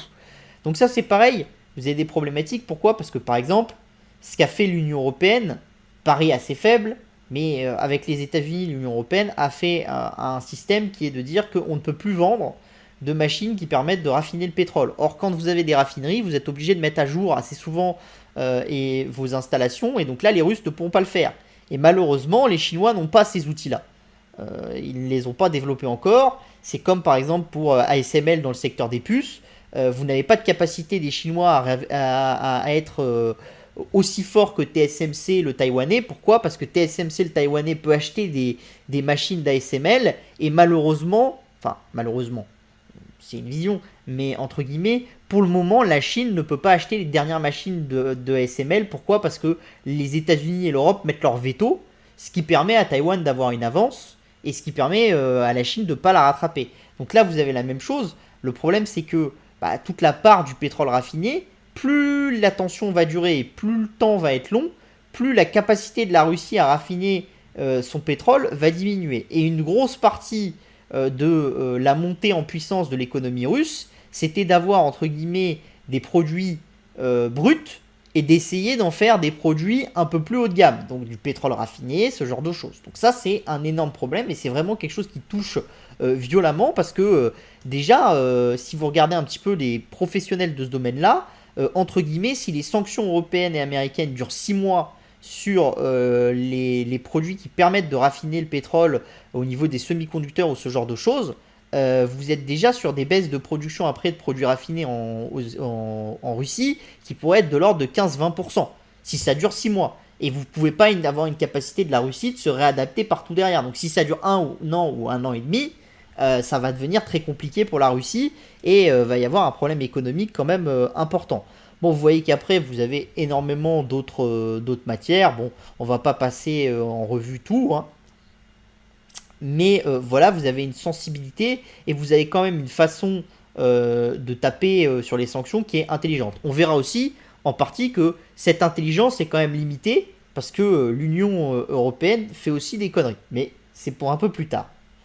Au niveau des importations, vous voyez que vous avez les véhicules, les cars, ce genre de choses, les médicaments, enfin énormément de secteurs. D'accord? Et donc là-dessus, il y a beaucoup de moyens pour les Européens et les Américains quand même de mettre des coups à l'économie russe et surtout de déranger le peuple russe. Et le but quand même de la sanction, même si malheureusement on ne peut pas le dire parce que ça serait mal vu politiquement, c'est quand même de faire passer un message au peuple russe pour que le peuple russe soit mécontent. Et si le peuple russe est très mécontent, là, vous avez plus de chances que Poutine abandonne parce qu'il va sentir une faiblesse interne et cette faiblesse interne peut le pousser à mettre un peu d'eau dans son vin. D'accord? Au niveau des échanges de services, la même chose. Vous avez des secteurs qui commencent à être un petit peu durement touchés. Donc par exemple, au niveau des exports, vous voyez que vous avez un secteur qui est très important, c'est le transport aérien. Ça maintenant, ça va devenir très compliqué pour Poutine parce que la plupart des espaces aériens européens sont fermés aux compagnies russes. Et donc ça va être compliqué. En plus, le besoin des compagnies russes de changer d'appareil va être limité parce que tous les appareils qui avaient été commandés par la Russie à Airbus ou à Boeing, ils ne seront pas livrés. Donc ça pose des petits soucis, d'accord, qui sont importants. On ne va pas passer tout en revue, mais vous avez quand même d'énormes problématiques, d'accord. Vous avez des problématiques du coup pour le secteur aérien, pour le secteur pétrolier avec sa capacité de raffiner, et pour le secteur bancaire dans la gestion des échanges. Et ça, c'est quelque chose d'important. Pourquoi? Parce que pour que la Russie puisse continuer à mener, entre guillemets, un conflit dans le temps long, il faut quand même que la Russie ait des avoirs qui rentrent. Et vous avez de multiples problèmes. Problème numéro 1, c'est que en limitant l'accès aux banques, vous avez complexifié la capacité des acheteurs qui veulent faire du commerce avec la Russie à acheter des biens et des services. Parce que généralement, quand vous achetez des biens et des services, vous les faites financer par une banque. Il se trouve que malheureusement, maintenant, quasiment toutes les banques refusent de vous financer. Donc ça devient compliqué. Et même la Chine, qui soi-disant était un allié de Poutine, ils ont communiqué tout à l'heure, et les banques publiques chinoises ont communiqué en disant que maintenant, elles allaient établir des limitations sur le financement de matières premières russes et que ça serait géré de manière un peu plus stricte. Donc ça, pourquoi ? Parce que plus vous allez imposer des limitations, plus il va falloir que les Russes fassent un effort sur le prix. Parce que les acheteurs vont dire, écoute, moi je veux bien travailler avec toi, mais c'est dur de me financer, donc il va me falloir que tu me fasses des lignes de financement à la place de la banque, ceci, cela. Et vous avez d'autres points. C'est que maintenant, la plupart des compagnies maritimes refusent d'envoyer leurs bateaux en Russie, dans les ports russes. Donc vous avez une hausse du coût d'acheminement des matériaux qui, en Russie, est très importante ces derniers jours. Donc ça, c'est problématique aussi, parce que si vous voulez acheter du pétrole, d'accord, vous êtes un pays, typiquement, qui s'en fout des sanctions. C'est pas le cas, mais on va prendre un exemple, la Thaïlande.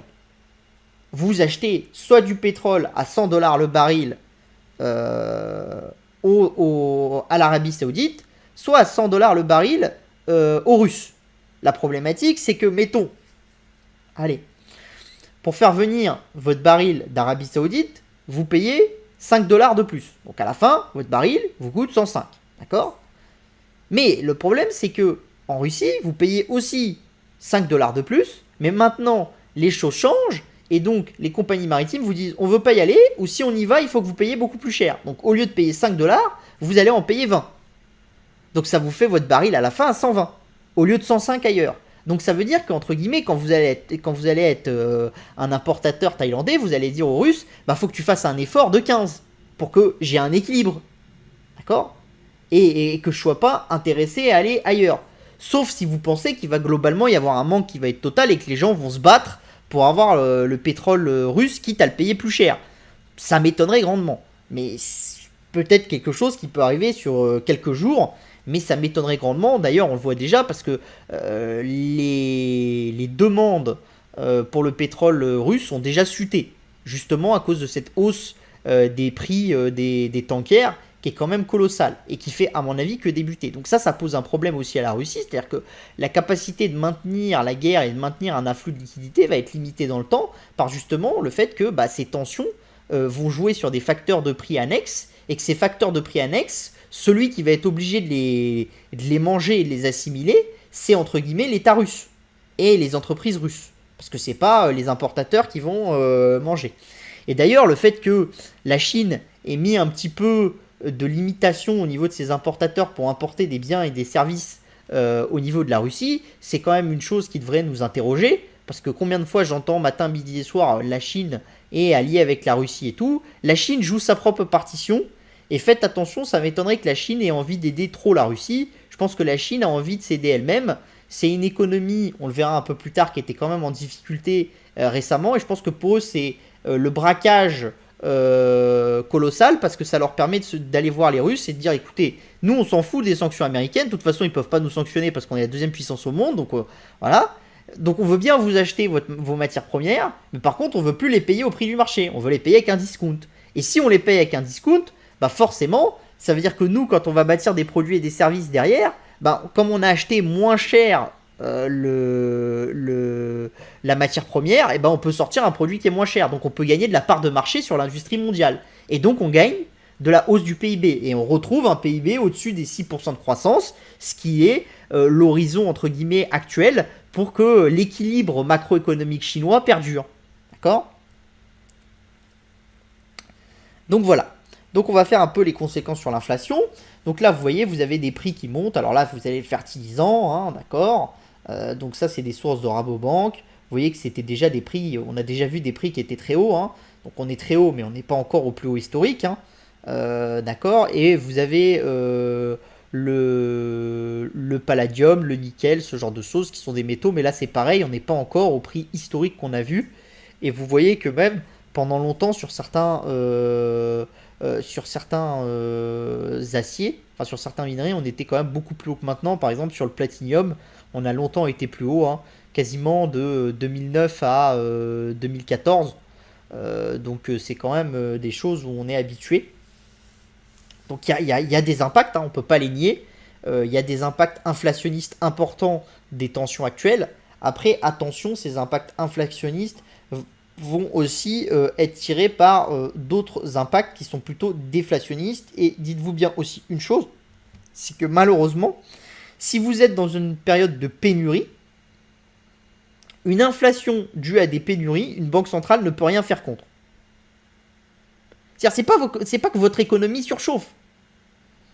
C'est pas du tout ça. C'est juste que si vous pouvez plus remplir les bateaux parce que tout le monde a le Covid et que les marins ils sont plus sur les bateaux et donc que les ressources circulent plus, C'est pas parce que la banque centrale va monter ou va descendre ses taux que ça va changer quoi que ce soit. Faut des médecins sur le terrain pour soigner les gens pour qu'ils retournent dans les bateaux.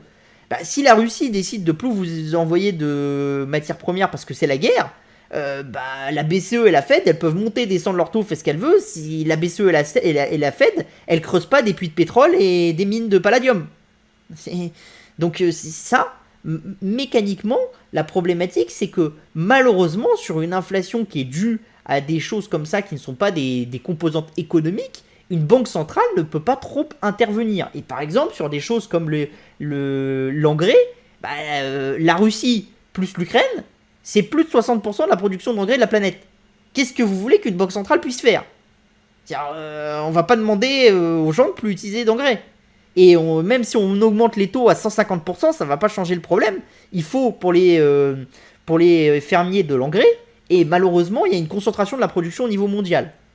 Ce que ça va montrer, c'est autre chose. C'est que tout ce qu'on avait accepté de concentrer en production, et on l'avait déjà vu à l'époque avec la Chine et avec le Covid, bah, vous allez avoir beaucoup de sociétés qui vont se dire « Attendez, on a tout concentré à un endroit, mais dès qu'il y a une emmerde, c'est plus possible. » Donc peut-être qu'on va revenir dans une notion d'arrêt de la centralisation totale de la création de certains produits en Chine ou dans d'autres pays, et qu'on va un peu plus construire un peu partout, et aussi que les gouvernements vont se rendre compte que certains produits qu'on jugeait entre guillemets pas rentables, parce que c'était des produits qui n'avaient pas une forte valeur ajoutée, mais qui ont une nécessité dans l'économie globale qui est importante, bah on va juger qu'il va être important d'avoir des outils de production chez nous et faire ce genre de choses. Et vous commencez à le voir. Les fertilisants, vous commencez à voir aux États-Unis des sénateurs qui disent que bah, ça serait bien si les Américains ils investissaient pour avoir leurs propres usines, comme ils sont en train de faire pour les puces. Donc dites-vous bien que quand ils vont mettre les moyens, quand ils vont mettre les milliards sur la table, il va se passer des choses.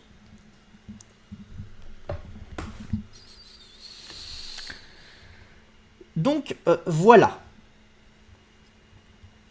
On continue. Du coup, là, on a aussi autre chose. On a le port de Los Angeles. Hein, donc vous avez le temps d'attente en jour. Vous voyez que ça redescend. Donc ça, bah, c'est pareil. Hein, c'est plutôt déflationniste.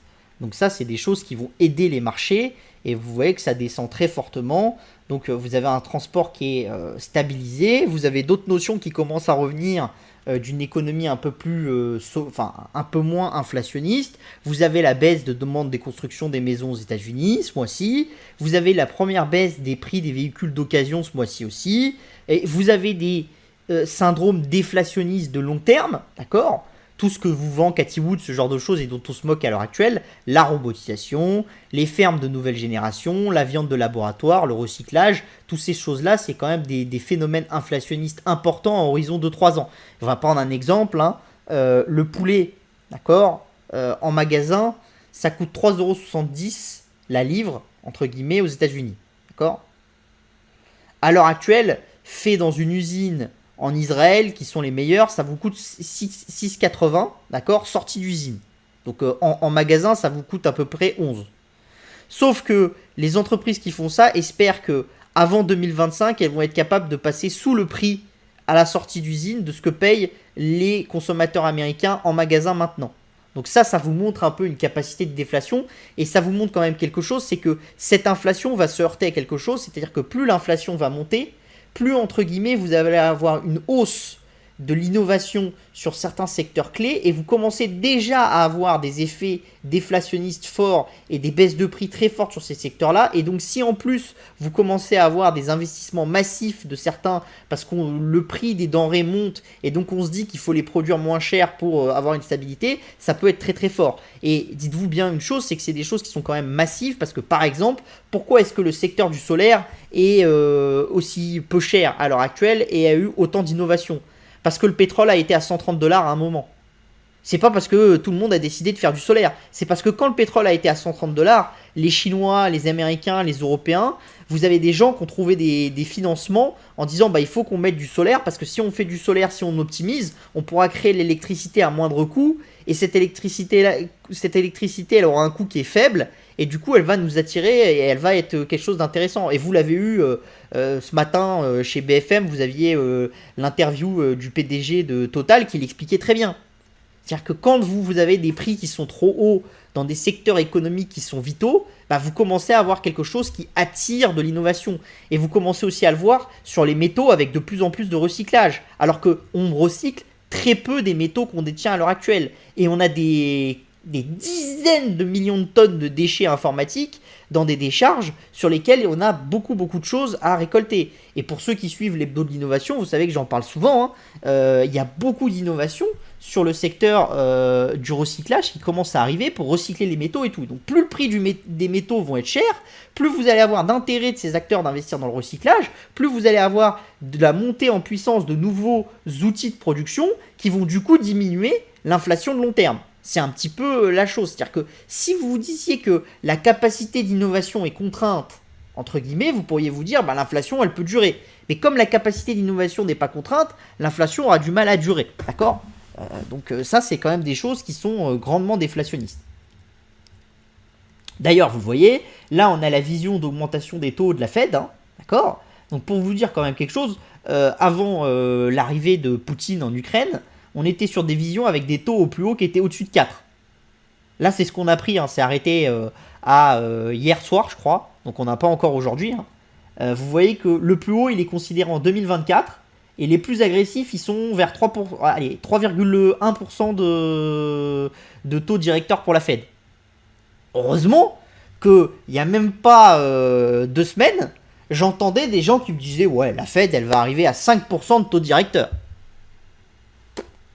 C'est fou, ça a vite diminué. Et vous voyez que juste après, en 2025, on recommence à diminuer. Et vous avez quand même des indicateurs de long terme qui sont problématiques.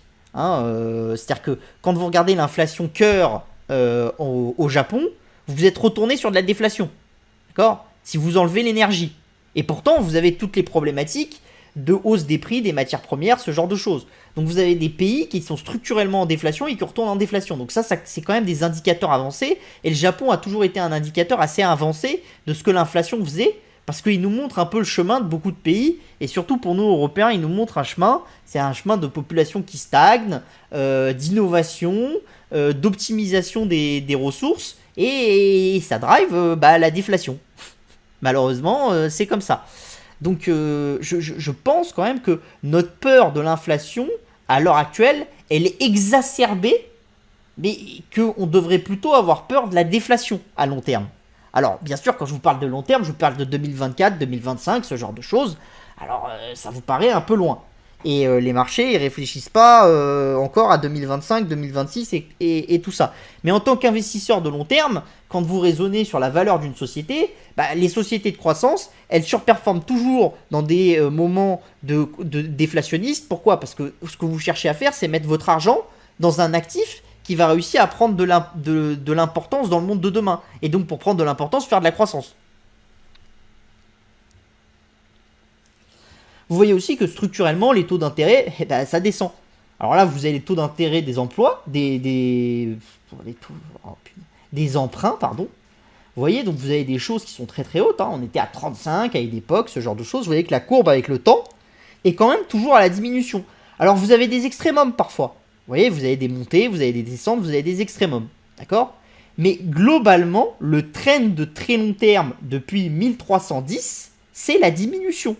Et vous ne pouvez pas dire que c'est la diminution, mais que c'est une diminution qui est à quelques instants. Non, c'est une vraie diminution qui est constante et qui est toujours là. Et donc ça va continuer.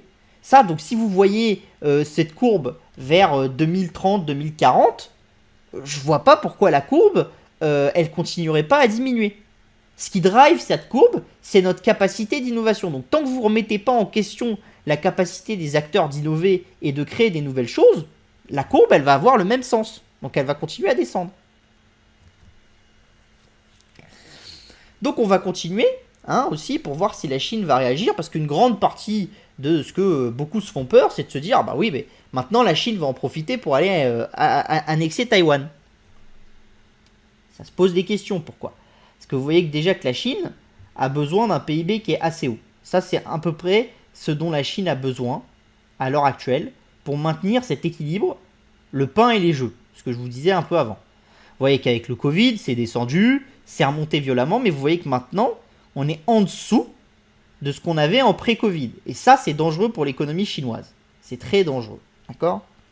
Et en plus, vous avez une problématique, c'est quoi ? C'est que la Chine s'est construite sur le même principe que la Grèce et l'Espagne, en moins extrême, d'accord ? Mais une part du PIB, enfin de l'immobilier dans le PIB qui est très élevée. Le problème, c'est qu'une fois que vous avez construit, d'accord, des ponts, des routes, des chemins de fer, des aéroports, vous n'allez pas les dupliquer à l'infini. Hein. Une fois que c'est construit, c'est construit. Alors vous avez toujours la gestion de l'existant, mais une fois que c'est construit, c'est construit. D'accord ? Donc vous avez un besoin de la Chine d'aller capturer une croissance du PIB parce que vous avez une partie du PIB chinois qui est de la construction qui a déjà été faite. Et maintenant, ça va être de la maintenance, mais la maintenance n'apporte pas la même valeur que la construction dans le PIB. Donc il y a un besoin de la Chine de retourner son modèle, et c'est un besoin qui est très complexe. Et la Chine va mettre beaucoup de temps à le faire, et la Chine a besoin que ça se fasse dans un environnement sain et équilibré. Donc la Chine ne va pas rentrer dans un conflit avec les Russes en essayant d'aller annexer Taïwan, parce que s'ils font ça, c'est la 3e guerre mondiale, et pour eux, ça va pas être si simple à gérer. C'est-à-dire que vous pouvez pas vous dire que les Chinois, ils vont annexer Taïwan, que les Américains vont dire très bien, et que les Chinois, ils sont en très bonne place. D'accord ? Donc ça, c'est quand même quelque chose d'important. Vous avez aussi structurellement une dette en Chine qui est de manière assez importante en train de monter. De manière même très importante. Alors vous n'êtes pas encore à ce qu'on a aux États-Unis ou dans certains pays d'Europe, mais vous commencez à avoir des choses qui sont quand même inquiétantes. Et donc c'est problématique aussi pour le gouvernement chinois. Parce que ça veut dire qu'ils s'orientent vers les mêmes problématiques que les Américains, que les Européens, ce genre de choses. Sauf que eux, ils ont un défaut majeur, c'est qu'ils ont ni l'euro ni le dollar. Or, l'euro et le dollar sont en gros les deux monnaies qui régissent le monde. Et vous pouvez vous appeler la Banque Centrale et la Fed, vous pouvez en émettre autant que vous voulez, ça va pas se faire s'écrouler votre monnaie. Alors peut-être que ça changera un jour, hein, peut-être. Mais à l'heure actuelle, c'est encore le cas, parce que tout le monde donne de la valeur à l'euro et au dollar. Alors que si vous êtes la Chine et que vous vous mettez à émettre, le jour où la Chine laisse l'économie libre et la libre circulation des capitaux, les Chinois ils s'en vont. Ils préfèrent avoir du dollar ou de l'euro. C'est un petit problème aussi pour la Chine. Vous voyez aussi qu'il y a des influx de liquidités qui sont massifs depuis que la Russie est intervenue, alors qu'on était plutôt sur des moments où on avait des afflux de liquidités, puis on enlevait la liquidité. La Chine a toujours été dans un principe de up and down suivant le besoin de l'économie, ce genre de choses. Et là, on est quand même depuis quelques semaines dans des afflux massifs de liquidités, et y compris la Chine, la PBOC aussi commence à acheter des marchés chinois parce que la Chine ne veut pas que les marchés chinois s'effondrent trop non plus. Donc vous voyez quand même que ça veut dire que la Chine a quand même une volonté que les choses restent gérées, d'accord ? Et donc si la Chine veut que les choses restent gérées, il n'y a pas de volonté d'aller soutenir la Russie dans une exacerbation des tensions et dans dans une avancée vers la 3e guerre mondiale. On va même aller plus loin avec cette 3e guerre mondiale. Pourquoi ? Parce que moi je trouve que c'est une folie. Et je pense que beaucoup de gens n'ont pas la notion de ce que ça donne une 3e guerre mondiale. Alors si vous enlevez la partie on s'envoie tous des missiles nucléaires sur la tête et on est tous morts, d'accord ? Mais que vous faites une guerre entre guillemets conventionnelle, vous avez quand même un problème. C'est que à l'heure actuelle, le groupe Europe plus Amérique plus les alliés, Australie,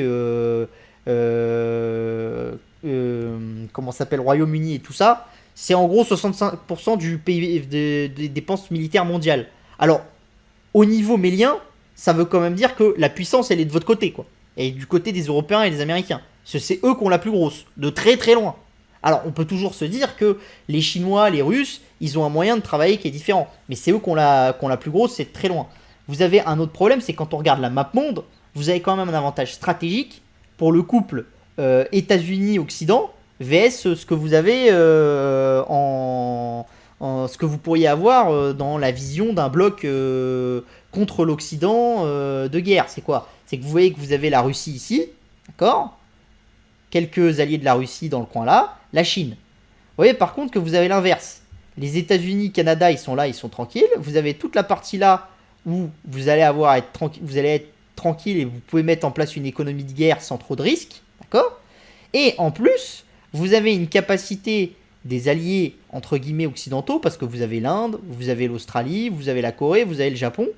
Donc vous avez une position stratégique des acteurs, et même si on mettait les bases militaires en perspective, ce genre de choses, il y a quand même plus de bases militaires françaises et américaines dans le monde que ce que vous en avez de chinoises et de russes, d'accord? Donc c'est quand même quelque chose d'important. Et ben vous voyez quand même que la prédisposition à l'heure actuelle est pas si simple pour ces acteurs-là, donc même s'ils avaient une volonté d'aller au conflit, et croyez bien que les Chinois en sont conscients, parce qu'ils ont un gouvernement qui est avant tout composé d'ingénieurs, d'accord? Ben, ils savent très bien qu'ils partent avec beaucoup de retard. Déjà parce que la capacité de contrôler la mer ici est plus du côté des Américains et des Européens, que la capacité de contrôler la mer ici va être compliquée parce que vous allez avoir l'Australie, le Japon, et que ça fait quand même quelque chose, que ici, c'est plus une mer qui est contrôlée encore à l'heure actuelle par l'Inde, ce genre de choses. Donc vous avez quand même, au niveau géostratégique, des choses qui vous font dire que la Troisième Guerre mondiale, enfin, Poutine, il va peut-être la mener tout seul, hein. Il peut avoir développé un syndrome et péter une durite.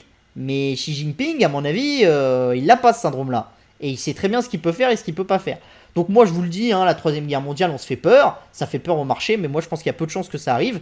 Tout simplement parce que vous avez quand même une notion mélienne de base. C'est-à-dire que l'Occident et ses alliés sont encore tellement puissants que au niveau purement de vision actuelle, il n'y a pas de possibilité. Et même, vous avez une autre notion, c'est quand on fait la guerre, on fait la guerre avec les habitants qu'on a à l'heure actuelle et nos futurs habitants.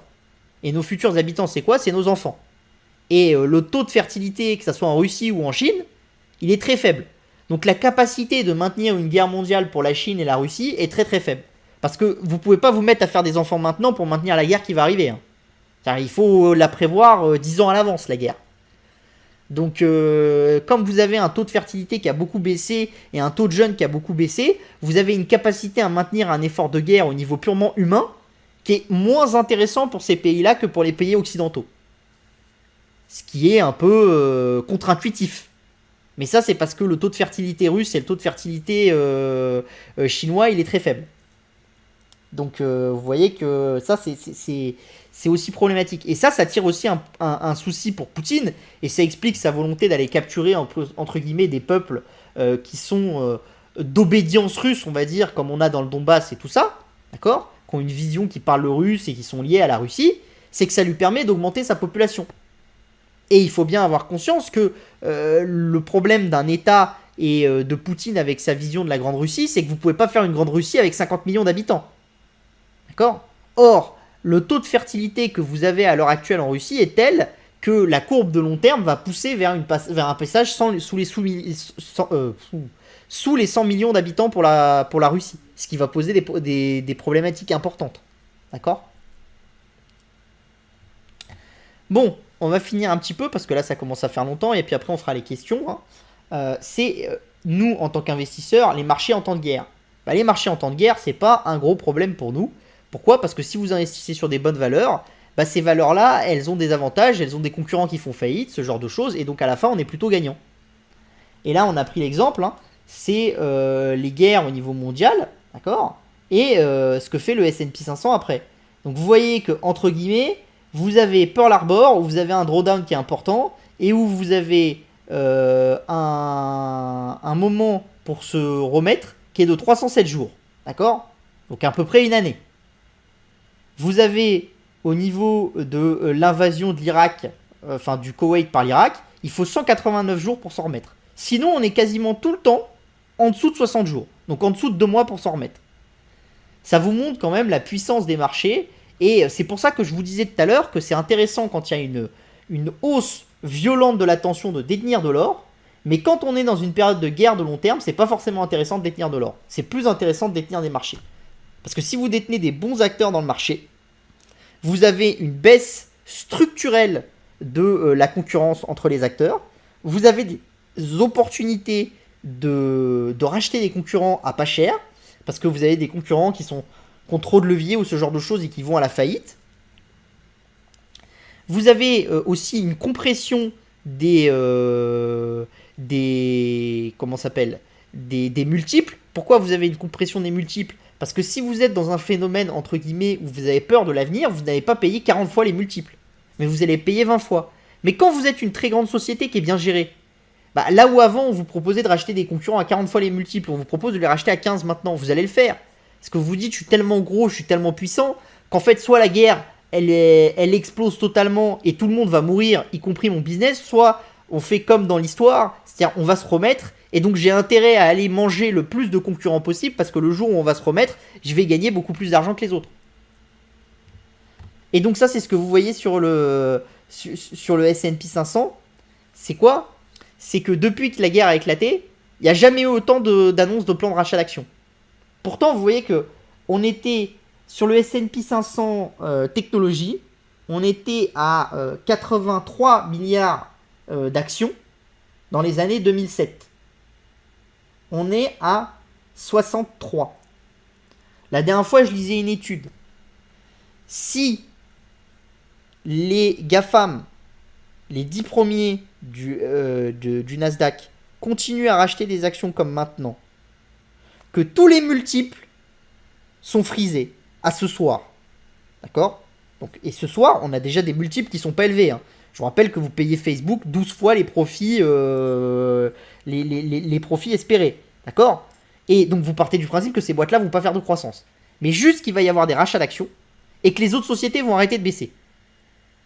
Le Nasdaq, il serait à 25 000 points en 2025. Juste à cause des rachats d'actions. Ça vous montre la puissance de ces entreprises.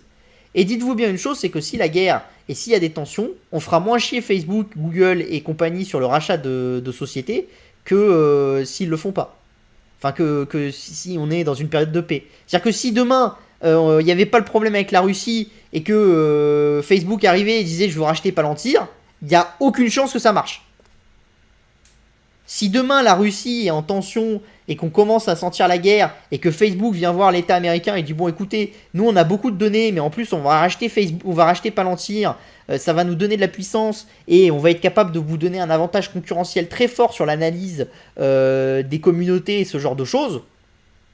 En période de guerre, le fait que Mark Zuckerberg il ait toutes les infos du monde et ce genre de choses, ça deviendra négligeable. Hein. On posera plus la question à Oscario Cortez de ce qu'elle pense. Hein. Et puis chez nous, les gens qui pensent GDPR et compagnie, on leur dira écoute, t'es bien gentil, mais là c'est la guerre, on fait autrement. Donc il y a des vrais avantages. Sachant qu'en plus, vous avez tous les autres avantages, c'est-à-dire que toutes les compagnies qui sont dans l'optimisation et la cybersécurité, elles vont profiter d'une guerre. Pourquoi? Parce que si vous avez une guerre, la première chose que les États font, c'est se mettre en économie de guerre. Si vous vous mettez en économie de guerre, votre but, c'est que quand quelqu'un produisait 1, c'est que maintenant, il produise 1,5, parce que de toute façon, vous allez être obligé d'utiliser de la population pour aller faire la guerre. Et comme vous voulez maintenir votre capacité de production, il faut que vous vous optimisiez. Et donc, qui c'est qui va tirer profit de ces optimisations et de ces robotisations, si ce n'est le secteur de la technologie? Vous voyez? Donc, entre guillemets, pour le secteur de la technologie, c'est un peu un win-win. C'est-à-dire, pile, tu gagnes, face, tu gagnes, à tous les coups, t'es gagnant. C'est beau quand même. C'est pour ça que tous ceux qui sont dans l'idée que le secteur de la technologie, c'est un secteur, entre guillemets, qui va être passé et qu'on va avoir un changement de cycle. Je l'ai lu. Vous avez le grand stratégiste de Société Générale qui nous raconte ça. Moi, je pense que c'est des conneries. Ou alors, c'est un mini-cycle. C'est-à-dire là, pendant 3 mois, on va vendre toute la tech parce que ça fait plaisir au marché. Et puis dans 6 mois, on la rachètera. Voilà. Mais c'est pas un cycle de long terme. Clairement pas. On va finir avec la Russie qui est déjà sous pression. Donc là, déjà, vous avez les roubles versus l'euro. Donc vous voyez que bon, c'est quand même à long terme bien dégueulasse. On n'est pas sur la courbe du Venezuela, mais on est quand même sur une courbe qui est bien dégueulasse. Donc ça va driver de l'inflation en Russie. Hein. Donc plus il va y avoir de sanctions, plus il va y avoir des problématiques, plus vous allez avoir un effondrement du rouble et plus ça va être difficile parce que ça va driver l'augmentation de la pauvreté en Russie. Et si vous avez une augmentation de la pauvreté, vous voyez bien que la courbe de pauvreté en Russie correspond plus ou moins à la courbe de popularité de Poutine. Donc ça, c'est problématique. Vous voyez qu'aussi en Russie, vous avez d'autres problèmes, c'est-à-dire que vous commencez à avoir des manifestations pour la démocratie. Pourquoi? Parce que c'est ce que je vous racontais, c'est quand vous êtes un régime autocratique mais ouvert, bah, votre peuple finit de toute façon par avoir accès à de l'information et à des choses. Vous avez des élites qui commencent à se construire dans votre population moyenne, et ces élites-là, elles commencent à avoir des idées, et plus le temps passe, plus elles veulent défendre leurs idées. C'est ce qui s'est passé, entre guillemets, avec les élites ukrainiennes à l'époque de l'Euromaïdan, et c'est des choses... Alors certes, la Russie freine, et la Chine freine contre ça, et mettent en place beaucoup de politiques de contrôle interne pour gérer cette problématique, mais c'est quand même une problématique qu'on voit, parce que là, malgré le fait que la Russie ait menacé très fortement de sanctions les gens, hein, parce qu'on a même menacé les gens d'aller sur des 20 ans de prison si vous sortiez dans la rue, vous avez quand même des gens qui sont sortis dans la rue à Saint-Pétersbourg et à Moscou, et ils en ont arrêté 950. Le problème, c'est que quand toute votre armée va être déployée en Ukraine, que en plus vous aurez du mal à avancer, parce qu'à l'heure actuelle, la Russie a quand même du mal à avancer, parce qu'aujourd'hui, la Russie a pris très peu de points d'importance stratégique. Et tout ce que nous dit et tout ce qu'on voit sur les boards, vous avez entre guillemets les comment ça s'appelle, les forums, vous avez des informations un peu sur les uns les autres, tout ce qui est les canaux Telegram, avec des gens qui sont quand même bien introduits au niveau des services de renseignement, ce genre de choses. Tout le monde dit que la Russie, en interne, elle a quand même la vision que elle espérait que ça aille plus vite, et que même l'histoire du contrôle total du ciel ukrainien qu'on nous vendait déjà fait juste après l'invasion de la Russie, c'est pas totalement vrai. Il y a toujours des avions russes qui se font abattre, des hélicoptères russes qui se font abattre, et c'est pas si vrai que ça. Et donc on rentre vraiment dans un combat d'escarmouche qui va être compliqué pour l'armée russe, et ça c'est pas fait, les choses sont pas faites. Et donc ça va créer aussi des problèmes dans la gestion à long terme politique pour Poutine, parce que quand vous commencez à avoir des morts qui reviennent au pays, quand vous commencez à perdre des avions, ce genre de choses, ça se sait, et il faut que votre peuple il continue à vouloir la guerre. Et ça, c'est pas tout le temps sûr, hein. Et même les Américains au Vietnam, ils se sont fait avoir par ça. Ils pensaient pouvoir gagner, et puis finalement ils ont perdu parce que ils se sont retrouvés avec un peuple qui voulait plus faire la guerre. D'accord ? Et donc ça, faut pas se croire que parce que on est en Russie, le peuple russe va soutenir Poutine ad vitam aeternam. Je pense que ça, le principe même d'un peuple, c'est que ça peut se retourner contre vous, et ça peut le faire très rapidement, beaucoup plus rapidement qu'on ne le croit. Vous voyez aussi que malgré le fait qu'au niveau purement des forces, vous avez des forces russes qui sont largement plus en plus grand nombre que les forces ukrainiennes, vous pouvez pas non plus dire que l'Ukraine c'est Monaco, quoi. C'est pas la France qui va envahir Monaco, et puis voilà, Monaco, ils ont aucune autre chance que de dire prenez tout, on vous donne tout, laissez-nous en vie, quoi. Vous avez quand même 209 000 militaires actifs, vous avez 900 000, et vous avez surtout autre chose, c'est que les militaires russes ont été formés depuis quelques années par les Américains, par l'OTAN, et il y a eu beaucoup de discussions. Et donc la capacité et la structuration de l'armée ukrainienne, elle est quand même importante. Et vous avez une moyenne d'âge, une moyenne d'activité dans l'armée qui est plus importante dans l'armée ukrainienne que dans l'armée russe. Ça veut dire que l'armée ukrainienne, c'est une armée plus professionnelle que l'armée russe. Alors plus professionnelle dans le temps que l'armée ukrainienne a passé. Et ça va se voir dans le combat. Alors après, ça va sûrement être ramené parce que les Russes ont quand même déployé énormément de forces spéciales qui sont largement aussi professionnelles, voire largement plus professionnelles que les Ukrainiens, qu'il y a quand même beaucoup plus de matériel du côté russe. Mais ça veut quand même dire que vous aurez une capacité de combat de l'armée ukrainienne qui est quand même importante et qui se voit ces dernières heures. C'est-à-dire qu'aujourd'hui, vraiment, la Russie, elle n'a pas beaucoup avancé.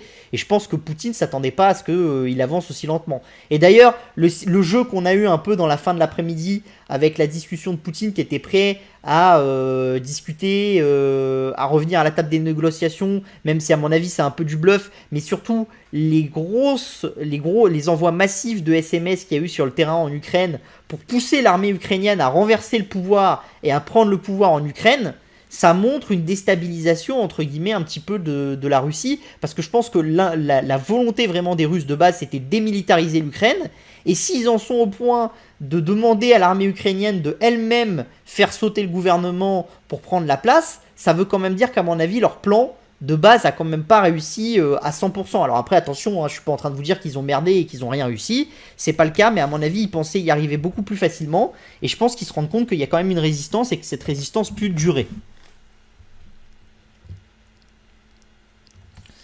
Vous avez autre chose. Vous avez quand même aussi les sanctions. Alors même si les sanctions, elles sont encore soft, parce qu'on n'a pas utilisé par exemple Swift, ce genre de choses.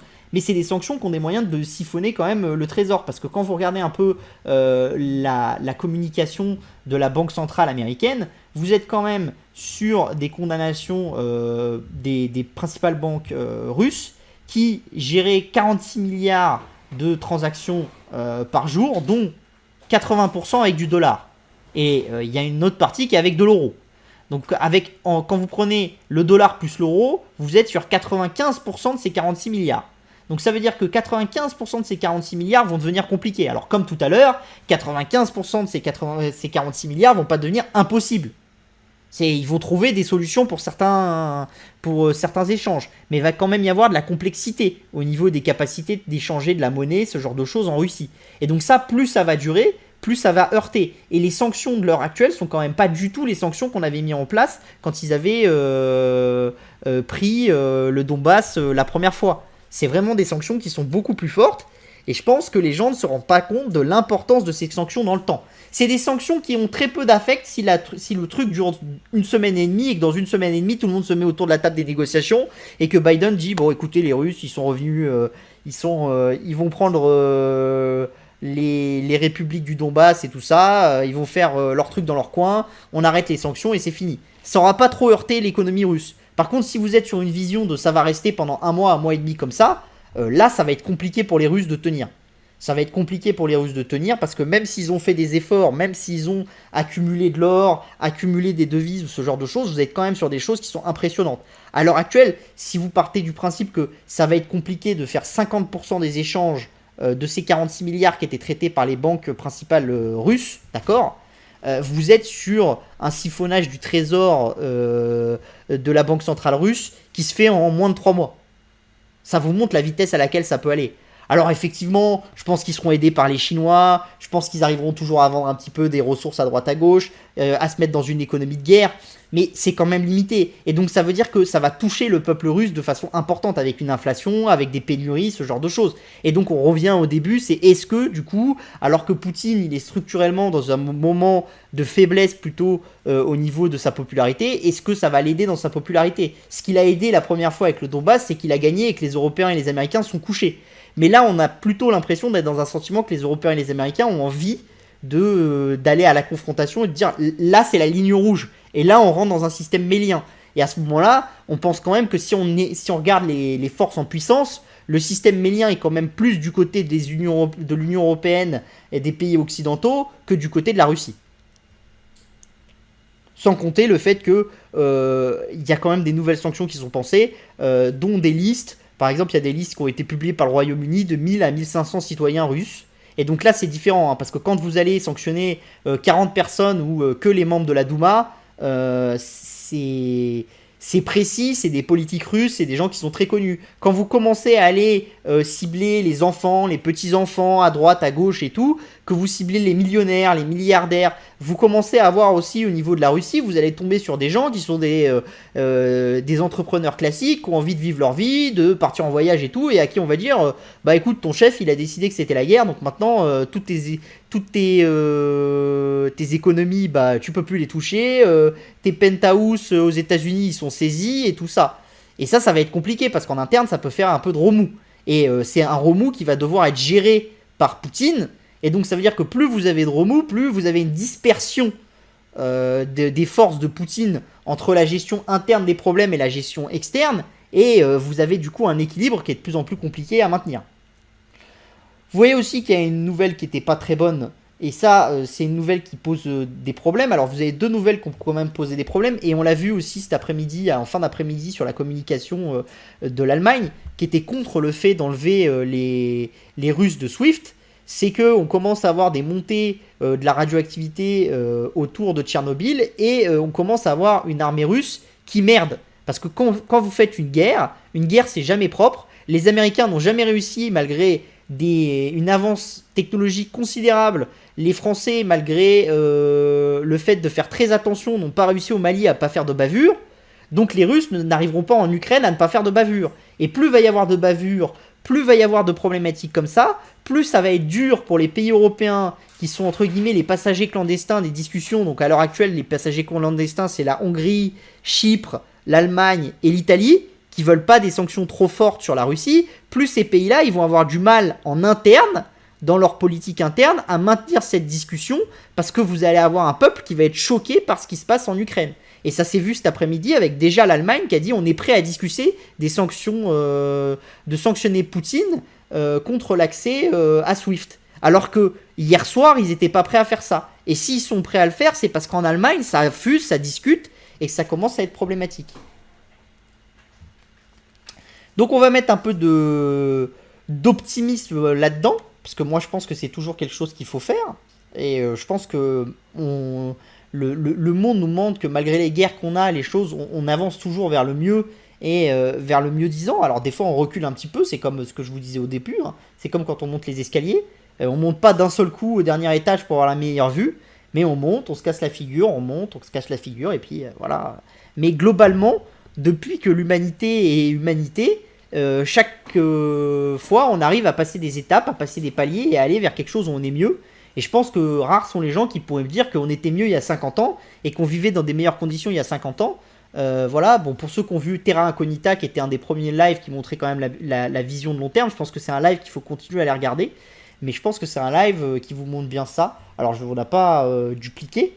Donc on reprend la carte. Moi je pense que globalement l'Europe a été mise face à ces problématiques.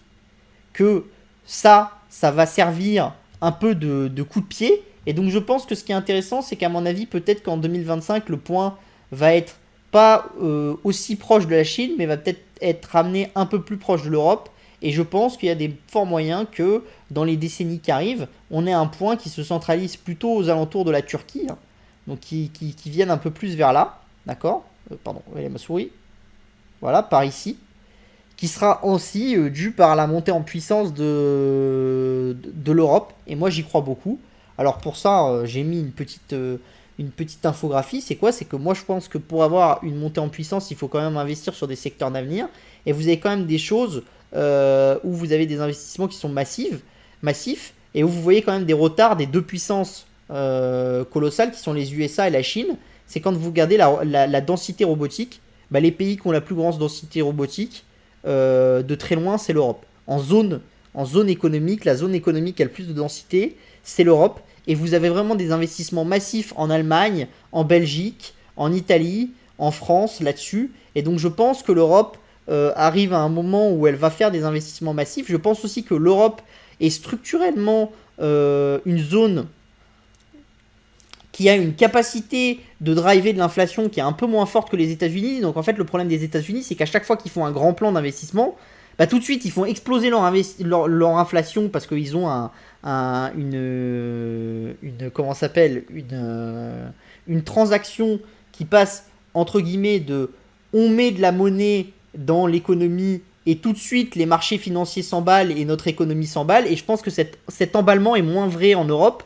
Donc ça laisse la place à la Banque Centrale Européenne d'inonder le marché un peu plus longtemps, et ça laisse la place aux pays européens de faire des grands plans d'investissement qui peuvent permettre à l'Europe de gagner des galons entre guillemets sur les 10 ou 15 prochaines années, qui pourraient donner une force un peu plus importante à l'Europe. Alors pour ça, il faut une vision globale, faut pas que tout le monde tire dans son sens, parce que par exemple, quand on voit que l'Allemagne a fait pression pour que on parle beaucoup d'hydrogène cette semaine, et que lors de la conférence de presse de Macron à 2h hier, on parle d'hydrogène, alors même que, vous savez quoi, c'est que pour les piles à hydrogène, ce qu'il faut le plus, bah, c'est du palladium, et que le premier producteur, c'est la Russie, de très loin, largement plus qu'avec le pétrole. C'est-à-dire que si vous passez vraiment à la consommation par hydrogène pur, vous êtes plus dans les mains de la Russie que si vous restez dans la consommation de gaz et de pétrole. Donc ça pose aussi un problème, et c'est des choses qu'il faut réfléchir. Mais je pense que bon, là on est dans l'urgence, on est dans la discussion, mais que les choses vont s'améliorer avec le temps et qu'on voit quand même des vraies mises en place de nouvelles manières de réfléchir en Europe. Et moi, je crois beaucoup à tout ça. Donc on finira avec une des premières choses de l'homme, c'est sa fureur pour la nouveauté. Deux grands mobiles font agir les hommes, la peur et la nouveauté. C'est Machiavel encore, et je pense que, heureusement pour nous, l'Europe a peur et l'Europe a envie de nouveauté. Donc c'est pour ça que je pense que l'Europe va réussir son pivot et qu'on sera gagnant.